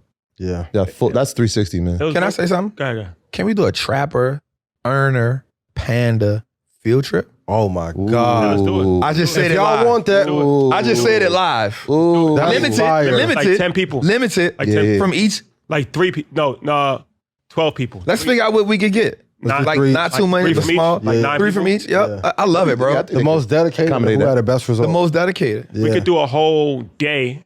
Yes. Wall Street. Yeah. With us. Wall Street, then we can do like a private lunch. We might I even- like that. We might even be able to go up to the NASDAQ, right in Times Square. It's not far. Yeah. Yeah. I like that, That bro. would be fly. Membership I mean, has its privileges. You heard it here. Yeah. Yeah, that's fly. A Trapper, Earner, Panda field day. That'd be incredible. Yeah. I mean, we're hearing traders talk about 20 and 30 million like it's $2,000. Like, you gotta be in the room to hear that. It's like, yeah. Yeah, even the it's foot, inspiring. we couldn't film on the actual exchange, but it was a lot of great information. Watching that IPO. Talking about, trading and Yes. showing us the charts and, Yes. giving us the game on the inside, how they doing it on the inside. That's what all the biggest hedge funds using technicals. Shout out Citadel. Listen, Citadel. telling you. They Market heavy. maker. Market maker. Yeah. Market maker. Man. That was kind of like watching a baby be delivered, man. Absolutely. Like watching that IPO, like I'm watching it, I'm looking at it, I'm like, damn, this is crazy. We looked at each other. I said, we yo, looked at like we part of this history forever. no, we tied to that company. Forever. I might invest in that company. What's it? Cord Core Cord Bridge. Core Bridge. I might invest in that just not even as a I want this to go crazy, but just to know that I was a part of you giving birth to that. Yeah, why? It was. I Like, watched you. We were waiting for delivery. Yeah, we waited them go through the traumas of waiting 4 hours for it to go to market. Yeah. When it went to market, we literally watched it go from 2050 Yeah. to 2085 down to 2030 back up to 21. Yeah. We watched that whole process and I was like, damn, this is good. You know what I'm saying? This is good. I'm watching this work happen. And let's be honest, 10 years ago, we wouldn't even been able to do that interview. Shout out to Peter, man. Yeah. That's Lobsters a and historic truffle, moment. No, that wasn't regular. That was definitely. That was not regular. Sometimes people take things for granted. Granted, That was definitely 2012, they wouldn't allowed us to do that. No. Yeah. Security. And Got extra let's not there. even forget that there were only two brothers. Yeah. We met both of them. And we met both of them. Both of them. They're like, what's up? What's up, bro? Right? It actually did two different things. All. Yeah. So one was like more premium, more in his bag. The other was like learning. Yeah. Like, so that was. It was fine. Even the people that got to watch us doing that interview, it was incredible because a gentleman walked up to me. He said, I don't know who you are, but you look like me. Yeah. So I just got to know what y'all do. Yeah, yeah. Because what I just saw, he's watching us do it. He's like, this isn't normal. Who are y'all? That's crazy. And then Security guy? And he was just happened to tell me, he's like, look, I got a business in marijuana. I'm actually growing on 36 acres. Come on. Here, take my number. Just because he walked by and saw us sitting there, saw us on that red carpet. Yo, we are letting off like an aura Yeah. that people really feel. Like the security guy told Peter, he was like, yo, I don't know who they are, but this is amazing. Yeah. That shows you how powerful that was, That was man. good. Yeah. It's a moment in history, and it's very symbolic and it's important. And I think that's one of these things that hopefully can give hope. Like, give hope to some people. Like, 'cause it's like for me, I had to get hope. I was watching Wolf of Wall Street. I was watching Wall Street before Wolf of Wall Street. Facts. The Wall original Street, Wall yeah. Street, like the original Wall Street, Barbarians at the Gate. Yeah. That was like, Gordon Gekko was like my hero. Yeah. I wanted to wear a suit every day. I wanted to go to Wall Street. Come on, You know what man. I'm saying? So Trading like, places. Exactly. But Yeah. that was the only people There's that I had nothing to. wrong with being Greek. That's the only image that I had. That's the Yeah. only image that I had Yeah. of what Wall Street was. So now they could look at us and have a different reference point. We are that Incredible, reference. man. Yeah. The menu We are has that changed. reference. The menu has changed. Mm-hmm. Lobsters and truffle. Lobster and That's a truffle. fact. That's a fact. Lobster and truffle. I love it, Legendary man. Before we sit, I remember just the other day, Rashad, I made a post on a gram and you said, bro, we got a lot of history to make. Mm-hmm. That was your comment on a post. You was like, love, bro, more history to make. Mm-hmm. And 26 hours later, Yeah, literally. That's a fact. Yeah. That's a fact. we're in a historic moment. And it's, again, another amazing moment that I'm proud to be a part of, man. Yeah. You know what I'm saying? Because history may not always repeat itself, but it rhymes. And it's a good this is a good bar right here, bro. That is You know what I'm saying? like, give me something for that. Before we wrap up, if I can get from all of you, what's like one big lesson you learned from today? Because I know everybody was inspired. Yeah. Just the power of relationships. That's how like this whole that. thing came about, was a relationship with Peter. He's obviously a very likable guy. Absolutely. So he has a bunch of relationships that he's made. Well Nobody really respected. says no to anything that he says. And just meeting different people, and people are willing to give you information. Yes. Even the first gentleman, I forgot his name, but who was trading Berkshire Hathaway. Yeah. Garrett, I think so. Yeah. GTS, From right? GTS, He was just yeah. like, he's just, He was ready. yeah, Took the glasses off. He was Let's go. excited just to share it. Yeah. just to share He information. was like, I could keep going. Yeah. So it's like being in the right place Yeah. and being receptive to the information and being able to process the information in real time. That's really the keys to life. So relationships, I always say that all the time, but I don't think people fully appreciate it. Appreciate It's it. the They don't. most important thing. Like Yeah. relationships can get Worth you. more than money. We man. couldn't just. The ultimate asset. You can't pay a fee to get in there. Like, you know what I'm saying? Like, so it's like relationships is extremely important. Keep your relationships good Yeah. and be willing to be receptive to the information, because there's always somebody that knows more than what you know. Absolutely. Yeah, I'm with you on that. I was going to use a gentleman who from GTS what I took from it is how much more I need to learn. That's big, bro. Like I'm sitting there, like he's talking, I'm catching a lot of it. I'm like, oh, I didn't know that. But we missing it I'm missing. too. I'm missing. Yeah. But what was encouraging is that we saw another black gentleman who was behind him. Who was? It was his first. He was eating like it. his second day on the job. And he was like, I know them. Yo, I love everything. I y'all heard him do. when he said that. Yeah, he's like, I like everything. I know them. Yeah. And so I'm like, wow, he's watching us, but I'm watching him. And I'm like, there's so much further I can go with this. Like, I need to learn that. Like, obviously, he's had 30 years of experience, and he's seen a shift in the economy, and he's seen a shift in even how New York Stock Exchange operates. But his information, like bank, is so crazy that it was like, oh, nah, I got to study more. I got to go further. Yeah. You know what I mean? So I think for me, it's kind of the piggyback off that, Troy. I think the biggest thing for me was learn more and put more tools in my bag. Right? So when we talked about if we really see it, like we talked to 3 different guys that did the market 3 different ways. Yeah. So Peter had his way, and then the guy who we talked to from GTS did his way. But then even when I talked to Peter's son, he went about it a whole nother way. Right. And so what I love to say is, not what I love to say, but that was my thing from it was one, well, a combination with everybody said, Rashad, like, let's get the information because we couldn't just walk in there. Yeah. Right. Like we had, and Peter his relationships are so amazing. You can tell he big dog down there. Absolutely. Like, we watched Peter tell somebody, hey, yo, get out the way so we can take this picture. And the people just moved out the way like He that. walks different. Yeah, right. yeah. When we walked up the stairs, Peter made everybody stand to the side. And it was like, yo, who are they? Yeah. Right? So that was amazing. The information, looking at that was amazing. But just seeing how deep, how many more tools we need to have in the bag to play this game. Yep. Right? Because the market will put you in so many different situations to where one tool isn't enough. Yeah. Right? So the more tools you have, it equips you, but also the long game is where the win is at. Absolutely. Not just like buying whole, but looking at Peter has 35 years. Yeah, and mastering he's still craft for a long learning. period of time. Right, Yeah. the guy we talked to, he was like, he's telling us how the market has changed so many times to where he's not even worrying about making money off the trade itself. Right. He's like, yeah, we making money off something else we do with the Yeah. trade.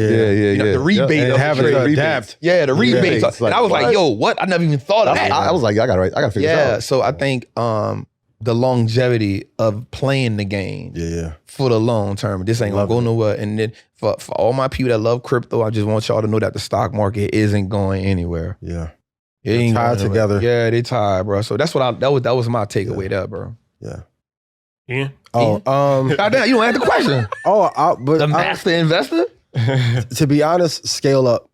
The number of shares they're trading. Like, hey, we want to put in bid for 4.3 million shares. And I'm That like, was sick. Casually. so I'm calculating, when we left, I'm calculating the short from 59,000 down to 20,000 in Bitcoin, back up with a certain amount of shares. I'm like, that's 1.5 billion in one trade. Yeah. So I'm like, out of the Citadel, I'm like, we get 2 million shares of a couple things. And now if we layer in the trades, 2 million on the swing, 2 million on the day trade, 2 million to hold for long term. Come on. Now we're looking at $80-90 million in a year. You thinking big. Yeah, absolutely. Goddamn. Yeah, you got to. Man. There you have it. Well, folks, It was a pleasure. Before we leave, one last thing I wanted to say too about the relationship thing. So each week I think I'm gonna give a gem from Kaiser Soze. Okay. So last I did the From where? Seller market, buy market. This gentleman that we met. Well, we can't mention. Yeah. I'll tell you. that yeah, ain't actually, fast. we're gonna introduce you to him. That's cool. I told you about him He's gonna be in London. when I spoke to you. Okay, yeah. You told me. Okay, yeah. Okay. So one thing he said, he was like, I'm a short guy. He's like, I don't fly first class because of the comfort. Like I could literally sit and coach and still be comfortable. Yeah. He's like, I fly first class for one reason, to go to the lounge. It's a nice He's hat. like when I'm at the lounge, I'm talking to everybody. Whoa. He's like, I'm talking to everybody, and I'm like, what do you do? Da-da-da-da-da-da. And then he was telling us how he met a guy that was really successful on a plane. But I had to say, even yesterday, we were talking to a guy who was sitting next to Abdullah in the plane, and then we were talking to him in baggage claim, and he runs one of the largest insurance companies that backs municipal bonds. Oh, wow. Yeah. Bond market is Yeah, huge. huge. Oh, yeah. So, No, he's so we was talking beast. about the muni bonds and all that. But I say that to say, you have to find a way to be next to the right people. Absolutely. In that situation, it was paying first class plane ticket. Absolutely. So this brings back to the point of you got to invest in your education, whether it's events, courses, whatever. Just think about it. Flying first class is going to cost a lot more Way more than going to an event. Yeah. That's a fact. And, like, you know what I'm saying? And buying a car. So it's Listen, man, I was just out here in New York with y'all. Went to LA. We were supposed to do the thing while we're out here. I had to come right back. I could have said no. I'm going to go back to Houston, see my baby, who I miss. I ain't seen Xander in 2 weeks. Come on. But how many chances do you get a chance to talk to a GTS, Citadel, That's Peter? crazy. Like, those are once in a lifetime opportunity. And then for all of us to be there together, and I'm looking at Shotty earlier, I'm like, your brain turning. He looking like Nas and Belly, right? I know everybody, brain. I told Trap when we was coming out the bathroom, like, bro, we got to scale up and do more. Yeah. We're thinking too small. Yeah. Our New York audience is probably gonna say you got to pause that. Why would I say? You said when y'all was coming out the bathroom. God damn. Come on, New York. I love y'all. I want to say something right quick, man. Shout out to Abdullah, man. Yogi. But I'm pause, not gonna though. lie, man. My guy takes care of me, man. When he see me, bro. Yeah. I be reaching in my pocket. He be like, Got it. Trap. It's a valuable lesson in Don't that be too. disrespectful to me and do that. Yeah, yeah, I be like, I got it, bro. He be like, Trap. yeah. Shout out to Abdullah, man. Y'all found the gem in him, bro. Superstar. youngest in MVP. charge, but that's a lesson within itself. And it's like, I heard Rick Ross say that before. Like, if you want to be the man, you got to take care of the current man. Take care of the star. Like, God damn. yeah. And Abdullah know he it already. Yeah, that's what I'm Is that saying. the suit you got on, bro? We gonna start doing shit in suits. He said, what Jay Alex said?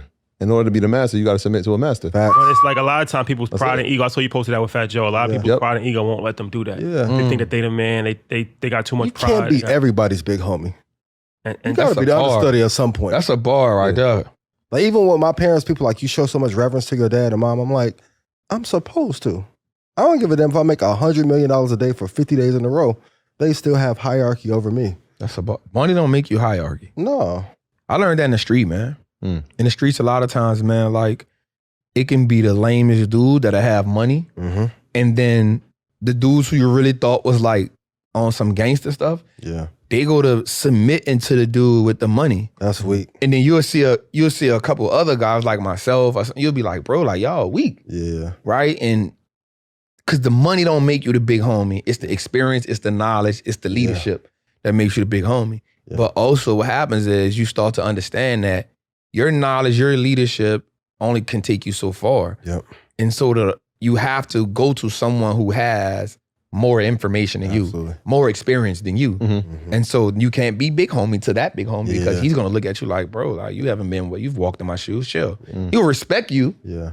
because respect is earned because you're what you've been through probably precedes you. So he's probably heard of you. But you also have to go to him with the utmost respect, understanding what he's did in the game.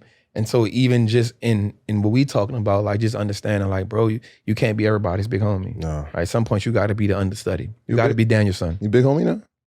You big homie status? To a few. Yeah. To a lot. To a few. To a lot. Yeah. To a few. Hell yeah. Like 7 years ago, I put he was in my car and I put Coming to Age on. As I stand, one leg of my pants up with That's this. part two. The original All was right, on well, I'm Reasonable about to Doubt. say, don't bring me, bro. I played it for him. He's like, He ain't get it. I'm like, He ain't get it. yo, bro, this is gonna be our story. He's like, huh? I'm like, no, you're gonna be Bleak. Yeah. I'm gonna be Jay. Come But I'm on. gonna give you everything so that Right. you can be better. Now, it didn't work out that way for Bleak. Yeah. So But if you, definitely- Jay, if you Jay and my Dame, Oh, God. Why Shotty gotta be I in like my that energy, story? though. I like Always be in my story. I like You know the what I mean? energy. Like, shout out to And then Dame. I think Shout out to Dave. Shout out to Dave. Bag drop. He was like, When I all first right. heard that was legendary. Facts. Did Dame know we got like shout out to Dame for that because that's part of the intro. That's what Bag we're doing. drop. Everything is a gem, is a bag drop. Right. That's a fact. So maybe you big homie back in the town. Shout out to Abdullah, man. I like Yeah, the yeah, olive yeah, green I like brown that. you I got like that. going on, I bro. like that. I like real that. cash, real smooth. Yeah. Olive green and brown. I like it. Yeah, they stop him now when we go out. They- Oh yeah. Of course, It's because he's in the places. Oh yeah. They know if he's there, It's a we can't be vibe. too far away. Yeah. He's in the places, man. I like He's that. that guy. And you a vibe setter too. underboss. He's the underboss. The underboss. Listen. I like that. That's He's I the like that. underboss. I like that. Coming of age, man. You know what else I like? What? Ally. Look, we got a great Boy, choice good. if you're looking to bank or This invest. is so good. Ally Good. is a leading digital financial service company with passionate customer service and is relentlessly focused on doing it right for both customers and our communities. Ally is giving our Market Mondays listeners and viewers a special offer on ally.com/EYL so that you can save, invest, and spend on the things that matter most to you. Again, that's ally.com/EYL. For everything we need, we're all better off with the Ally. Securities products and services are offered through Ally Invest Securities, LLC, a member of FINRA, SIPC. Shout out to the good folks at Ally. Warren Buffett just bought a lot of them. Oh, he sure did. Yeah. He did. Warren Shout out Buffett to just Ally. bought a lot of them. Royal Albert Hall, London. We're on our way. Get your tickets. Market Mondays, MSG. We got a big announcement next week. Get your tickets now before the big announcement. Please do. Don't play yourself. Got a few more calls to make while This I'm is in New called York. reward yourself time. Don't play yourself. Sellers Market. And before we leave, Trap. Want to let people know about Trapping Tuesdays or anything else you got going on? Say, this is getting good, bro. Man, we just pushing Trapping Tuesdays, man. I appreciate that. I did something amazing. I want to just, not even to make this about me, and I appreciate that, bro. Like, I just want to talk about being able to collaborate, man, right? And being able to put your ego to the side. I had to call my brother, man, and I was in the wrong. I'm just keep it 100. I was in the wrong. And my brother was like, nah, Trap, we been doing this. I was like, bro, bet. So what I did was, I was like, bro, I'm gonna move my show up so that people can get 2 back-to-back hours a game. Yeah. So Trapping Tuesdays is amazing. Every Tuesday, 7 o'clock Eastern, man. You know, just giving that Wallstreet Trapper flavor, man. You know what I'm saying? Talking about the markets, breaking things down, just the way that Trap do, man. But then segueing y'all into that EYL episode. So I just want to tell people, not even much about Trap, but the brotherhood of you can have disagreements, but I think you don't leave the disagreements and you have the hard conversations. Yeah. Because that silence makes things bad. That's a fact. Yeah. I had to do with trading after dark on Tuesday. Like one time I'm like, yo, I'm putting out trading after dark at 8:30. I was like, oh, my bad. But I'm not even thinking about the slot. I'm like, okay, they're asking for the content. So it's important to make sure we have communication. In any relationship, whether it's a marriage, whether it's a business partnership, and a lot of times people lose their lives over not being able to communicate. They in their relationships, they get divorced, and a lot of things are small but can turn into something big, especially when you don't address them early. Because if you don't just honestly, like, what if I'm on live and I'm now holding that, like, man, they dropping this at this time, they know I'm doing this. But if I don't have a call and had a conversation to get clarity, then I'm holding something that don't have to be there. Yeah. Right. But then on the other side, not saying it happened, but y'all be like, now, why would Trap do this at this time? Yeah. Not saying it was a thing, but it could have been like, damn, Trap, you know, we dropped at this time. But in my mind, I don't even know that I know of Mark and Mondays, even though I know the EY episode, my episode did a million turns on that. But I'm in my mind, I'm like, Shotty, that's on Thursday. He like, Trap, what are you talking about? Wrong T. The wrong T. He like, Trap, what are you talking about? I'm like, bro, that come on Thursdays at 5 o'clock. He like, Trap. It's been on Tuesday. What are you talking about? Tuesdays at 5. And I'm hard up like, man, you tripping. It's Thursdays at 5. He was like, Trap, no. Yeah. That's not it, bro. I had to go back to the audio. Send me the screenshot. From a year. I was like, damn. I apologize, bro. Look at the date. Nah. I just sent a text like, bro, my bad. I'm gonna move up to 7. Lil Wayne drop. My bad. Yeah. So I just think more than anything, bro, I appreciate you allowing me to speak on Trapping Tuesdays. I know, y'all don't have to do that. You know what I'm saying? Hey, tell them it's a YouTube. But it's also on all audio platforms. Yeah, they know that. See, that's game right there. Let them know. I didn't know. So, Trapping Tuesdays, man, every Tuesday, 7 o'clock Eastern. On the Wallstreet Looks Like Us Now network. Don't let that go over your head. Right? We building, we going up real fast. But then it's on all streaming platforms. We drop that on Thursdays at 5 on all streaming platforms. So I just want to thank y'all for even giving me that. Y'all already know when it comes to breaking down businesses. My man. Nobody including me. I used to be on this live like, how the hell he know I appreciate who that. the 19th supplier was for the glue for the iPhone case? Like, huh? My bad, man. And my boy breaking down bars. You did. You did. So definitely, man. Yeah, man. So I thank y'all for that. But just for everybody, man, like, look at this relationship, man, and understand that we've had trial and error many times, but we always come out as stronger. We always come out stronger. And I think that's what builds a relationship. Is I'm not gonna always man Troy. I'm not gonna always man Ian. Like, I'm gonna be the one to butt heads with you. But through that conflict comes a tighter grip, because now you can't talk to me about Rashad. You can't talk to me about Troy. You can't talk, because I know the integrity of these guys. And I think you only learn the integrity of someone by going through something with them. Do a battle with them. It don't always gotta be shootouts and fights. It can be the way that you handle a disagreement. It can be the way that you like, yo, I'm gonna talk good about you, but I just said something today, like how a person talks about you behind your back says how they value the relationship. You know what I'm saying? Like, what is that? So if somebody come tell me like, yo, Troy, Rashad, Ian talking bad about you, I'm not gonna believe that. Yeah. I won't believe that, right? Because in my mind, if there's a disagreement, Rashad will call me. Hey, Trap. Now he's diplomatic as shit. He has an amazing way of defusing the situation, right, with the right words, right? But I know that we can have that. Troy's called me before, hey, bro, look, man, I don't care about none of that other stuff. How you doing, bro? What's good? You know what I'm saying? Ian, Trap, look, I don't have to tell Ian sometimes, hey, calm down a little bit. A little bit. Let's wait a day or two. I'll tell you, calm down when old boy played about the ads too. Oh, yeah, facts. Yeah. You know what I'm saying? So I think when you look at the brotherhood, and I don't mean to keep going into it, but I think when we talk about Opinion B Rock losing his life, I think one of the things that happened with us as black men, man, we just walk around with so much testosterone and so much aggression, man. And like all we know how to do is like destroy each other, beat each other up, shoot each other, fight each other. And I think we learn conflict resolution, bro, even amongst ourselves, bro. Y'all know I come from the street, bro, but most of the people I knew who have gotten killed by somebody they know. Yeah. I'm just keeping it 100. Yeah. Most of the people who I know that have gotten killed, bro, are because of somebody they know. So I think, man, just conflict resolution. I didn't mean to bring it that far, but man, I appreciate y'all. I appreciate what we're doing. Yeah. I look forward to keep building, bro. Rashad be trying to pay me for stuff. I'll be like, bro, get out my face. Oh, you tripping. And last point, we saw it on the floor today. We saw Citadel trading with GTS. All the banks, although they're competitors, I'm gonna be honest with you. The only way you're gonna get to $1 billion is if you collaborate. Absolutely, it's the best marketing. You can't do it on your own. It's the best marketing. It's the best partnerships you can have, man. That's the only way to get to that next level is collaboration. It was 6 hedge funds that helped take them public. No, you have to. It's not and they all standing on that with each other. Like, yo, this is what you feel. This is what you feel. We all got to stand on. This is our common interest right here. Non-negotiable. You have to. You have to. If you're not willing to collaborate, you're not gonna go to that next level. That's big.